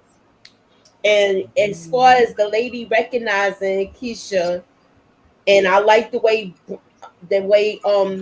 Emmett came to her defense, like she doesn't like to talk about that. She doesn't like to talk about that, and I like that part. But when she said she was an inspiration, I was cool with that too. This is so cool if he does get the house. But I think that's gonna be Emmett and Keisha's family home. Mm-hmm. Y'all got me on the train. If you close the door, I want them to move in together. Look, I already said, look, y'all wanted them to be together, but I just want him to close one door before he opens the next. Oh, he about to close it. He about to close it. Yeah, I want him to close it, lock it, and let her go if she gonna go. He closed that little box. The dog gonna follow. Yeah, that was dumb. Yeah, as soon as he snapped that box closed, that was it. He was done. Well, we don't know what's gonna happen next. We know what's gonna happen. He's gonna buy that house. He's gonna show up at the end for his restaurant, blow his. I'll tell you what's gonna happen is that they're gonna have a scene where he's gonna take his mama over there to go look at the house. He's gonna have Keisha with him. His mom's gonna be to say, "This is such a lovely house," and he's gonna look over. She's gonna look over and see the way that he's gazing at her and she's gazing at him, and she's gonna say, "This is a wonderful house, but I think this house belongs to somebody else." And she's gonna put the hint in there that you two should probably be together. Okay. Well, I would love to see that happen, but I don't think it's gonna happen like that. I'm just so happy. Not with these writers, how these Emmett is bum ass coming writers. into his own. This one, you know how we usually be pissed off with the writing. A couple of the episode before last, I was ready to roll around on the ground and fight with people. You sure was. And take all my earrings out. And With pull out the hammer. It seemed like it was somebody else's writing where I like this episode. I like this whole entire episode. Man, but these writers though. I had my little worry. I had my moments where I was worried about Papa. I was worried about Jake and them being in that truck. And I was glad they just stayed in there for a hot minute and got out. Man, Mooch, with these writers, they'll give us everything that we want. They'll have Emmett get the house. He'll get divorced to Tiff. He'll marry Keisha. And as they're walking up to go into the household, he'll pick her up to carry her across the threshold, trip on a step, fall, break his neck, and be dead. Because that's how these writers are. And I'll be just like that. No, I'll be just like doing the Florida shit. Damn, because you know they can't let her be happy. They can't let her be happy. No happy stories in the shot. Yep. Big Larry, I'm coming your way. This is probably the meat and potatoes of the episode right here. I reiterate what I said in my own review. I call Marcus a dummy because how the hell you representing the L7s in America, right? And you step to a criminal, you telegraph what you're gonna do to the criminal, and then you punch him one time that didn't knock his ass on the ground. What you think he was gonna do? Just say, "Oh, I bow down to you, old prophet who funded my campaign. I'm just gonna." No, he got up and got his ass beat almost to death, and here he is looking like a slug that done dribbled in some salt, and he's beat so bad. Your boy is drinking while he's sitting there, and Trig is like, "What the hell is going on?" But Larry, that ain't it. I'm gonna add more to the story, Larry. Jake comes from his little funky ass dance because he left his weed at the house.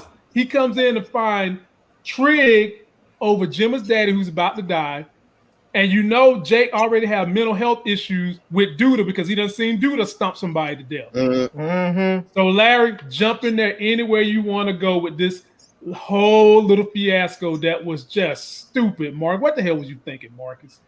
So here we go. So first, two things. A few things. One of them, that was just some crazy, just evil stuff with Duda sitting up there drinking dude's whiskey and cleaning the blood off his cane handle. You know, while and he's it was a Trig, snake. It was a snake, Larry. Jake while he's telling Trig, let him die. And he's up there cleaning the blood off his handle, drinking that man's whiskey. And then I will say this. I will give this. I mean, don't come at me for this. I know it's a very low bar, but big ups to Jake for not smashing Jemma after she just watched his dad or stepdad, foster dad, whatever, straight murder her dad. Yeah. At least he had the decency not to smash in that moment. I mean, Larry, he wasn't feeling it. I mean, I think it was him. I'm glad that whatever the case was, whether he was doing it out of decency or he just wasn't feeling it, I'm glad it didn't happen. He wasn't feeling it, man. No. You know, but this is the thing that gets me. I just don't understand Marcus. When they brought him on to this show, they brought him in as if he was so smart, as he was so connected, as he was this power broker that was just, he was the kingmaker. If you wanted to make it, you had to go through him. And then they just turned him into a dummy with no smarts. Like, he's up there telling this dude, I still know you have gang ties and this and that. And you think that that's a good thing? You think that's a safe thing to say? Right. You think that saying that and then punching dude is a safe thing to do? I mean, you could have just done what he told you when he told you to get the F out of his office. You could have taken the opportunity to return the favor and say, get the F out of my house and let it be done. Well, who's gonna make dude to leave if he don't want to leave? The police ain't coming. The police aren't coming. Then I guess you just wait it out. But what you don't do is punch somebody in the face. I mean, first of all, you don't punch people in the face if you don't know you can beat them. That's just the way it is, you know? I mean, the only time you should hit somebody is if you know you can whoop them, unless you don't have a choice. But you don't punch somebody. Larry, if you're going to punch somebody in the face, you better finish it. Punch them till their ass hit the ground. Don't just punch them and stand there and start talking. Right. Man. But see, that's the difference. That's the difference. He's used to a different type of situation. I'm trying to keep my mouth closed this time. He's used to it. He's used to dealing with types of dudes where you maybe punch somebody once, they punch you back, and then you guys hash it out. Because there are circles where people have gentlemanly punches. No, it's serious. There are circles where people have gentlemanly fights where people punch somebody, they fight, they roll around a little bit, Larry, and then you squash it. You don't beat someone to death. This is not Europe where you're gonna take off your gloves, slap the man in the face, you to a duel and duel. No, I understand that. What I'm saying is that I don't think Marcus understood that. I think we have to remember that Duda obviously comes from the streets, and Marcus is coming from a very different world. He's coming from a world where they're sending his daughters are going to Jack and Jill, and they're doing all that fancy private school stuff, and he's up there as a power broker. He's from a very different world, and he just didn't know what he was dealing with. Or maybe he did, but he didn't. But it just didn't come into effect with him. And when in his decision making, when he threw that punch, and I just don't understand how somebody who's supposed to be so smart is so stupid. Like, I wouldn't even want that dude in my house. I just no. Right. I'd have been like, no, go meet him at his house. I'll go. I'll take you over there. Problem when he came here. But he was surprised he showed up. He was surprised he showed up. I wouldn't want none of them over there. His spidey senses was already like, what are you doing here? When he said that. So Nita, I'm gonna let you get in here on this one, man. Good point, Larry. When Duda showed up with the corsage, was your spidey senses tingling, Nita? Did you feel despair, desperation, angst? Sometimes I had to let y'all know I do have a great command of the dictionary in the English language, but I prefer to use sailor words because it seems to engage y'all a little more. But how did you feel? You don't want to flex your expanded lexicon. You don't want to flex on them every now and then. No. Larry. I have a whole nother channel if they want to come and learn and be treated with dignity. But anyway. Not on this channel, right? Man, this is the hood over here, apparently. No, not on this channel. The hood. Go ahead, Nina. I was saying my spidey senses did not go up because I actually figured, because the way he was talking about Jake earlier and he was talking about the spring dance and all, like I already felt like he was going to be there. He was going to show up. Now, where it went left for me is him staying there. Like when they was seeing them off, that's when Duda should have gotten his car and rolled out. And that's just what it was. Like, I don't understand why he was just there. Like, okay, y'all seen the kids off. You gave him the corsage. Like, get out here. Like, no. Trig didn't even want him there. He was like, let me take a few pictures. He was like, I'll airdrop you the other ones. Right. I want to know how much Apple did that product placement. You know. Oh, Moochie, jump on in there with the hammers. Look. Right. When he came to the house, Trig was already like, oh God, this dude is here. Yeah. And remember, they had the conversation already where he already know about Jemma. That things is about to pop off with them too. Mm-hmm. So when he was like, look, I'll airdrop you pictures. You don't even gotta take no pictures, I'll airdrop them to you. He ain't catch it though. He was already trying to diffuse it. Trig. Right. Now I figured he was gonna leave after they pulled off, and he opened the door for her and let her in and all of that. But then when he smelled the liquor, when he smelled the brown juice and he was having his little drink Duda, I was like, oh, this shit gonna go sideways, y'all. I said, you know, it's gonna go sideways because now they having this conversation. He was like, I know you was trying to I know you was trying to get me. Ruin me. Yeah. Ruin me. I know you was trying to ruin me. He was like, well, I could have told about you and Tracy. I could have had Ross tell about you and Tracy. And he was like, oh yeah, they would have dragged me for like 2 days and it would have been over with. So he's already prepared for this. Now how you gonna hit this dude one time and think he just gonna be like, because he hit you, roll over. And homeboy had the cane with the snake on it that Jake looked like a hammer. Jake the Snake. Yo, he was just like, when he was hit, I was like, damn, he's messing him up. You know what? You know what, Moochie? What? Does he not beat people to death the same way he have sex? Yes. But you know what? It turned his wife on. It turned the other girl on. I told they was like, what? They was on the window and the wall and the bed. Remember?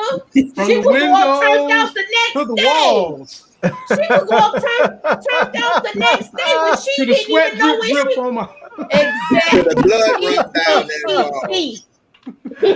Oh my goodness I'm gracious! just saying. The blood run down his mouth. We ain't even hit. You know what, Jay? Jay has been causing problems, man. This has been causing problems. Glass, yo. Look, Tracy she didn't even know where she was the next morning. It was turned over bottles and everything in there. So how do you expect to get out of this one? What? How's Duda expect to get out of this one? We know that he's not. We know that he's not dead. I strongly think that he's going. I think Trig's gonna go down for this because he want Jake. That's my prediction. Okay, I like that. Would be terrible. And you know who sees it coming because we already Lamont already put the. If y'all didn't watch Lamont's thing he already did his little thing for the preview of the next episode. Watch Lamont's preview, and he already got the breakdown. Oh yeah, that is my idea. What the hell am I saying? I had to do. You know how you do. Look. That's the commercial. No, I like your theory, Moochie, because when Jake walked into the house, Trig was the one that was standing over the body. So if he questioned about what did you see when I came in, that's what I saw. You said but if Marcus lives, that ain't gonna work. That's true, and that's why I wanted what's up. Right? Say it again. I said you said Jake gonna get a body. Right. I don't know why I see him killing Duda. But I think Jake gonna learn all he can from him and kill him. Pull a Canaan. It ain't gonna happen now. Right. I mean, but I think listen, if I'm gonna tell y'all this, if Trig go to jail, Jake's gonna go back and live with Duda. As much as he don't want to, he gonna, because you know why? He gonna want to kill him now. So he's going there for a purpose. J-Mo, jump on in there, and if that happens, I still think Marcus is going to somehow or another pull through this. But what's going to become a Jemma? That's what I wanted to ask you, because you was doing it like he was dead. So no, I don't think he's dead. We know he's not dead. We see him in the hospital. Right. Let me find out he's going to have amnesia. Or he may be in a coma. Yeah, he might be in a coma. That seems reasonable. Let me find out he's going to have amnesia and don't remember nothing. That's the only way they can kind of make it make sense, because for one, you don't never tell somebody. That's the only way Duda ain't gonna go to jail. Yeah, you all forget this dummy told him, I know you killed an innocent person. What you think he gonna do to your dumb ass? Right. That's another thing. You showed too much of your hand. Way too much. You tell everybody everything you know. And that's an unwritten rule. A dude that's holding a cane with a snake on it. Yeah, that's an unwritten rule in the hood. You don't never talk about no murders and stuff. If you know somebody that did that, you don't be like, I know you murdered them. I know you killed. Even if y'all friends, y'all don't talk about that type of stuff or do that. You never know what somebody may think and may want to clean house like Ghost did in Power. Might have to eliminate you because you know too much one day. Right. Even Kanan said that this last episode, he was like, "You're not doing anybody any favors by talking about it." Right. He's gonna let his boy know. Yeah, for real. So we're wandering in different shows. Right. And then he talking about ruining them. Yeah, then he talking about he gonna ruin them and stuff. So he just gonna sit by and let you ruin them. Okay, thanks for letting me know. Good luck with that. Okay, I'll see you later at work tomorrow. Like, man, that was stupid. And again, punching him and then just waiting for the retaliation, like what you thought he was gonna take that punch. Oh man, you know what?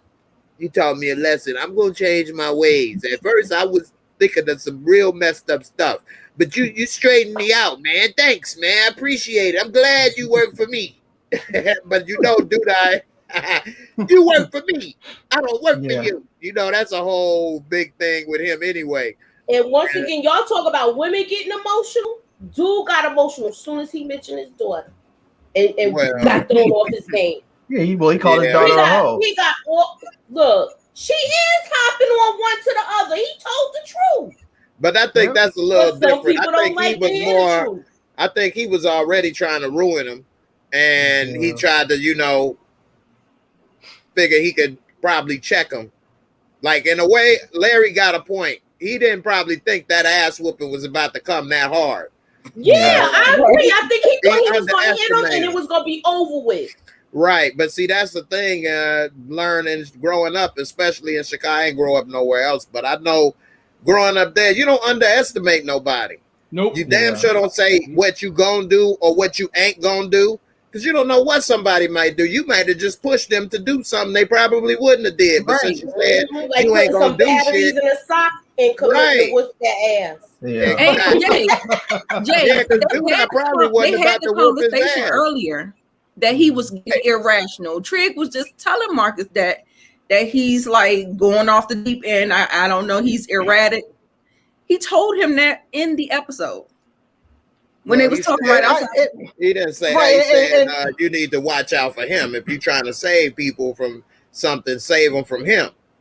And he was right. Dude, I is the villain. I think we have to point out. Trig won Trig about he's the monster. Right. And I think we have to point out. Sorry, Mooch, go ahead. No, go ahead. I'm sorry. I just want to say I think we have to point out too there was a little bit of foreshadowing again in that scene with Trig and Duda when Duda was up there talking about I'm trying to figure out if I'm good or if I'm bad. I think we get to see here, we're going to see a different level of Duda. We've been seeing Duda try to be this good guy who's running for office, trying to be pro-black. I think we're going to see a different level of Duda from here on out because he's decided who he is. He's trying to figure out, am I good or am I bad? We're seeing the foreshadowing already in this scene. He decided, I'm the bad. I'm the bad guy, and that's what you're going to get. That's what you're going to get moving forward. And he don't give a damn about burning the bridges at the end because he thought about it, all the bridges he burnt earlier. Now he like, man, to hell with this bridge.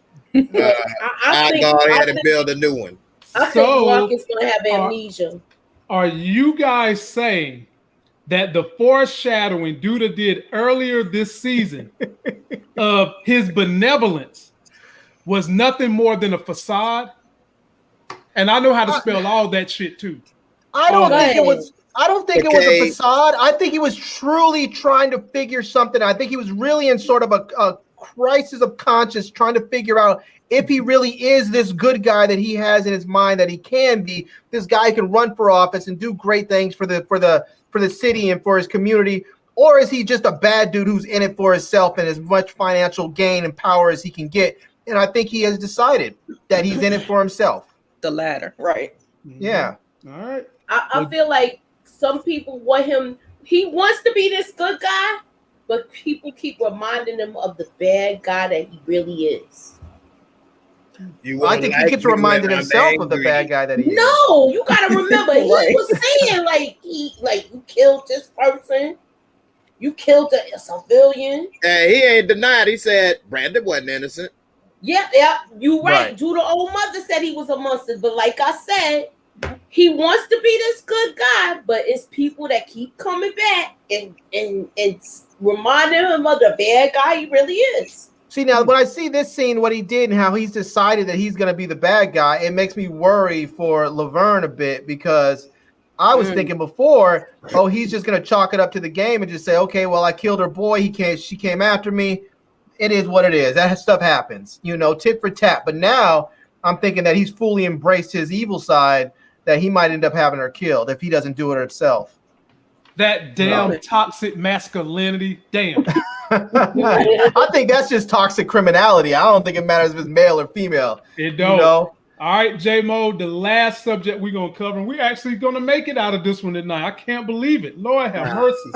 Here we go. So J-Mo, throughout this whole scene, this whole episode, Kev was talking with the homegirl, and she realized that, something was wrong with Kev. He wasn't beating her ass in vehicular soccer no more, and he decided to take her to this dance, and what got her out to the dance was the fact that they was going to watch white people off rhythm.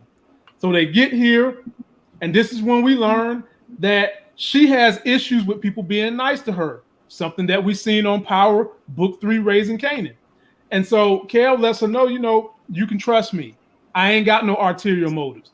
And we learned that she's got so much turmoil going on in her house, she don't even really know what she's going to do to sleep. And guess what happens? Kevin, being the good dude that he is, let her come to his crib, let her get in his bed, and then she winds up getting on the floor and kissing him on the cheek.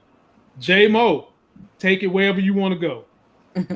Man, a couple things. Again, here go my word of the day. Continuity. Right. How the hell you get kicked out of a school but then able to walk back into their functions and stuff? Any school I ever known about, you can't come back on the premises. No, you know what I mean? That's true. They just walk in. This is a formal function. They walk in with sweat clothes and shit, and looking like they ready to crash the party. The wedding crashes up in their feet, and ain't nobody say nothing. They just walk in and just laughing at people and this and doing this and that. Right. And it was all. There were 3 black people in there in the first place. So they was sticking out, and. What, they scared of Cav? Oh, don't say nothing. He beats teacher's ass. Just let him be. Let him be. Let him be. Maybe we can, get through this night without no problems. Right. So, and then this girl, I think, is too much for Cav, man. She's been through a lot. It's a lot of traumatized people in this show. And I just feel bad for her and for Cav. And for her situation, we saw that she got the little belly dancer taking care of her. She already on to the next one, going out, ready to dance and find her new thing to swang on. Bring him into that little drama she call her life. I mean, what the hell? You done got one man on the run and one man underground, and you about to go and find a new one. Talking about, what's up, babe? What's up, boo? I got OnlyFans. Like, get your ass out of here. You need to only get some sense. So I feel bad for the young girl, and now she got to sleep on Cav's floor with him. He did give her the bed, but where's Cav's mama? We ain't seen her in 2 weeks. Nina's drunk somewhere. Don't worry. We're going to get all of Nina. We're going to get all the Nina we can get this coming week. We're going to get all the Nina. Yeah. So I think, man, people need help and need some, I don't know. I ain't never been in counseling, but they say it works. So maybe these people should try it. I don't know. It does work. It does work. Yep. Jump on in there, Moochie. I like the fact that he let her stay there. Lonely but remember I said that she had too much going on at her house, but she didn't want him coming here. Mm-hmm. This is the only way this relationship could work. If it's like this, I don't want her living there though. But I feel like she's gonna they might end up being in a relationship behind this because her brother's gone. Lonely fans. Her brother's gone. Mm-hmm. The girlfriend is doing it was She was doing. If she was doing fans only, she going to the next level now. She getting money. She got a meet and greet. She doing meet and greets now. What? Am I lying? No. If she was doing this with the vibrator, if she's doing all of that the week before, and now she's like, I'm going out. You don't think she's? Oh damn! I'm just saying, you don't think she's going to the next level? Who come after that? She doing meet and greets. Hey man, yeah. Hey Moochie, you know what they said on Players Club? You got to open them legs to make the real money. Get what you want. What right. That's what she said. That's what she said. Oh my goodness! Again, we did more foreshadowing. That house Emmett about to buy is going to include Emmett, Keisha, Kevin, and his new boo thing. More foreshadowing. All right, Larry, coming to you, and then Nita, you will clean up hit. Oh, somebody called Dre. I know we didn't get. Do you think that you got to remember? Dre knows this girl. Yeah. Yeah. I know you showed the thing. You know, you showed the coming attractions for next thing. Do you think it's Dre that had Kevin looking like that because the girl is there? What you mean? Like what this? You look. You got to remember. Dre knows all the stuff that's going on in this girl's house. Right. Yeah. Maybe Dre gonna know boy if I'm just saying, if I knew that, I'd be like, you better get this girl out of here before her brother comes. Come on. I'm just saying. How trash is the uncle, the uncle, brother, whoever? How trash is he just to leave that girl like that, though? No, he just shot somebody. But he got a body. He out. Yeah, if he stayed, he wouldn't be with her either. Look, he got a body. He out. He on the run. Yeah, that dude's gone. Ain't no police. As Larry with music, West Coast, he 100 miles and running. Okay, exactly. Yeah, dude, he might be in California right now. You know, he got Larry. I'm coming to you. He got on his Reek box. That's what his Reek box, right? He's on the run. Right. Jump on in there, Larry. Yeah, I like seeing these two together. I'll tell you one thing I really like seeing with Kevin this scene was that she was up there talking about she's not used to dudes being nice to her and was being all real sort of janky about it. And Kev really asserted himself and was like, look, that's who I am. This is how I'm going to be. He really was like letting her know, I'm not going to sit up there and try and pretend that I'm hard and dye my hair blue and try and act like I'm just somebody else. That's me. I'm a nice guy. And that's how I'm going to be with you. If you deal with it or don't deal with it, you know? And I don't know exactly what he said, but that was the gist of it. And I thought that was just really important for him to put that out there and just sort of say, this is who I am. You can, if you're not used to it, then you either have to get used to me or you have to move on, because I'm not changing. So I thought that was nice.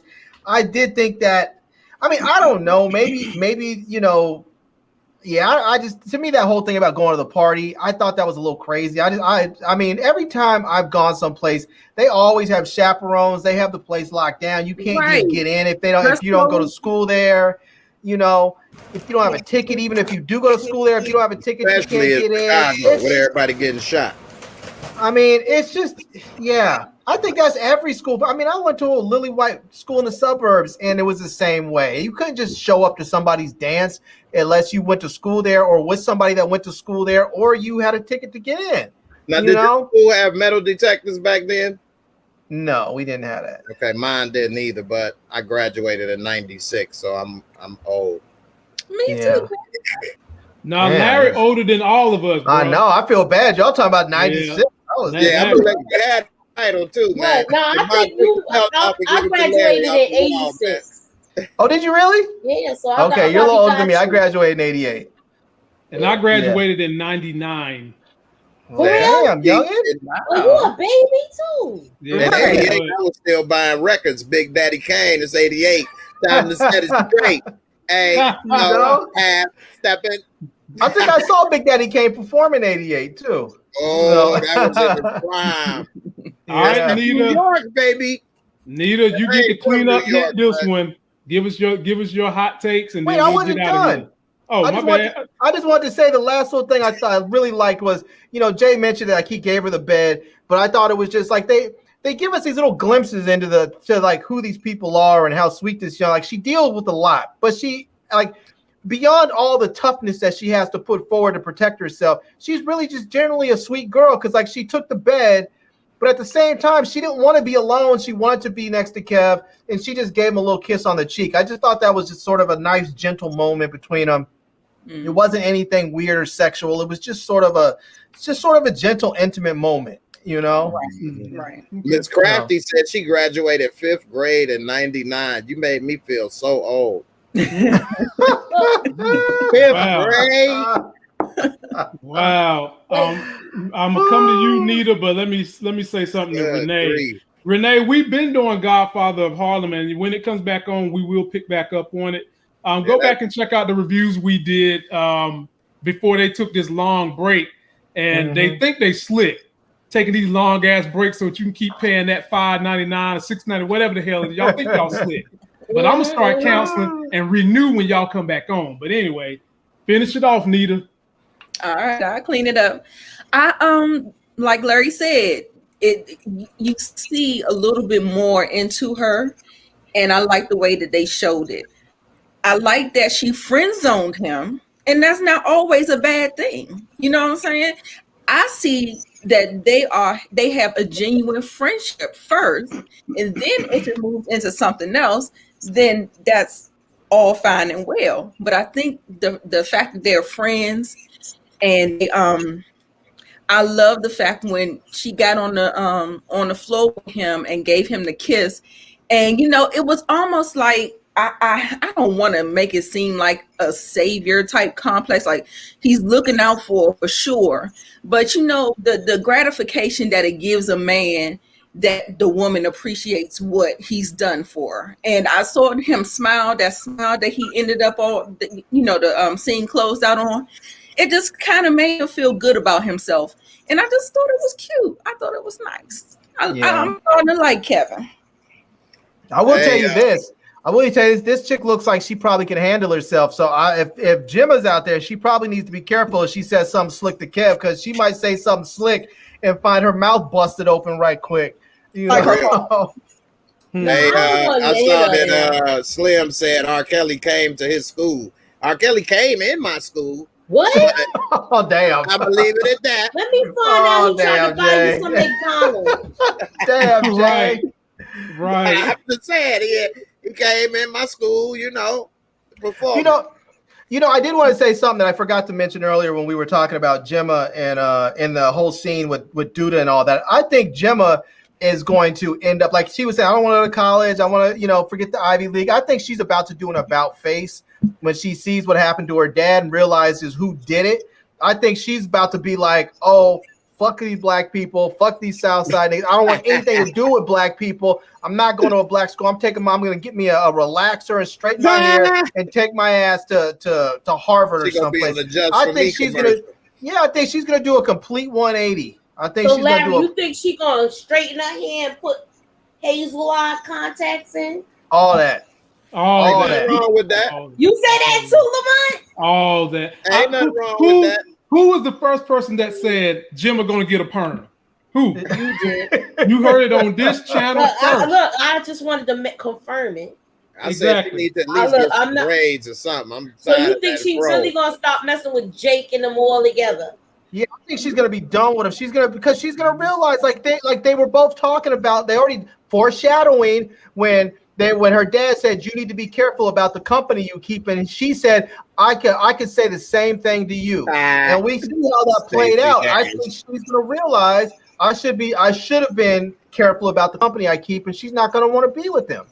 She's not gonna want to deal with any of them. She's gonna get green contacts. She's gonna get green contacts. Yep. She's probably gonna join the Young Republican party. And black folks, I used to try to help them. They got to learn to help themselves first before we can help them. Okay, to pull themselves up by the bootstraps. Right. Oh my Lord! The hell with why they can't make it. Don't you dare! What they did to him. Don't you dare get that damn COVID vaccine, because it's going to rob you of your damn freedom. That's what she's going to do. That's what she's going to say. That's exactly what she's going to say. But ladies and gentlemen, I got to go. Let me shout out just this wonderful panel. If y'all are not subscribed to these people's channel, you're missing out. And I don't want you missing out. I want you getting them life gains. J-Mo, you going to continue the conversation on your channel tonight? Yeah, we're going to keep it going. I done made a new improvement. I got a new extension cord for the internet, for those who don't know. This one is one of them thick orange ones. This is it's all good. It's been running good. More investment into the channel. Yeah. He been doing it good tonight, y'all. Just for internet only. Exactly. He got it right, ladies and gentlemen. And what he's saying is show up in super chat. Right. That's what he's saying. He said that y'all can't lie and say y'all super chat. He don't see it, and then you blame it on his internet. You can't do that no more. Them days is over with. Them days is over with. So y'all go follow this man on his channel. This same group is going to be back here Wednesday to do Power. And I might sneak up and do a Power review tomorrow with 1 or 2 guests. Maybe. I'm not for sure. So I'm not going to go ahead and say that it's going to happen. But I know Wednesday is going to happen. So we'll see what happens, y'all. Be easy. Good Can night. We say happy birthday to Alexis Heron? Yes, my big homie, Alexis Heron. Happy birthday, young man. Going to college in August. And he's got a lot going for himself. Very proud of you, young man. You know you always welcome on this channel to talk about what you got good going on in your life and your career and what you're about to start in college as well. Till that next Sex is Hell video, we'll see you. Stay away from the Gemmas on campus. Yeah, man. Hit me up, brother. I'll get you right when it comes to them girls. I'll get you right.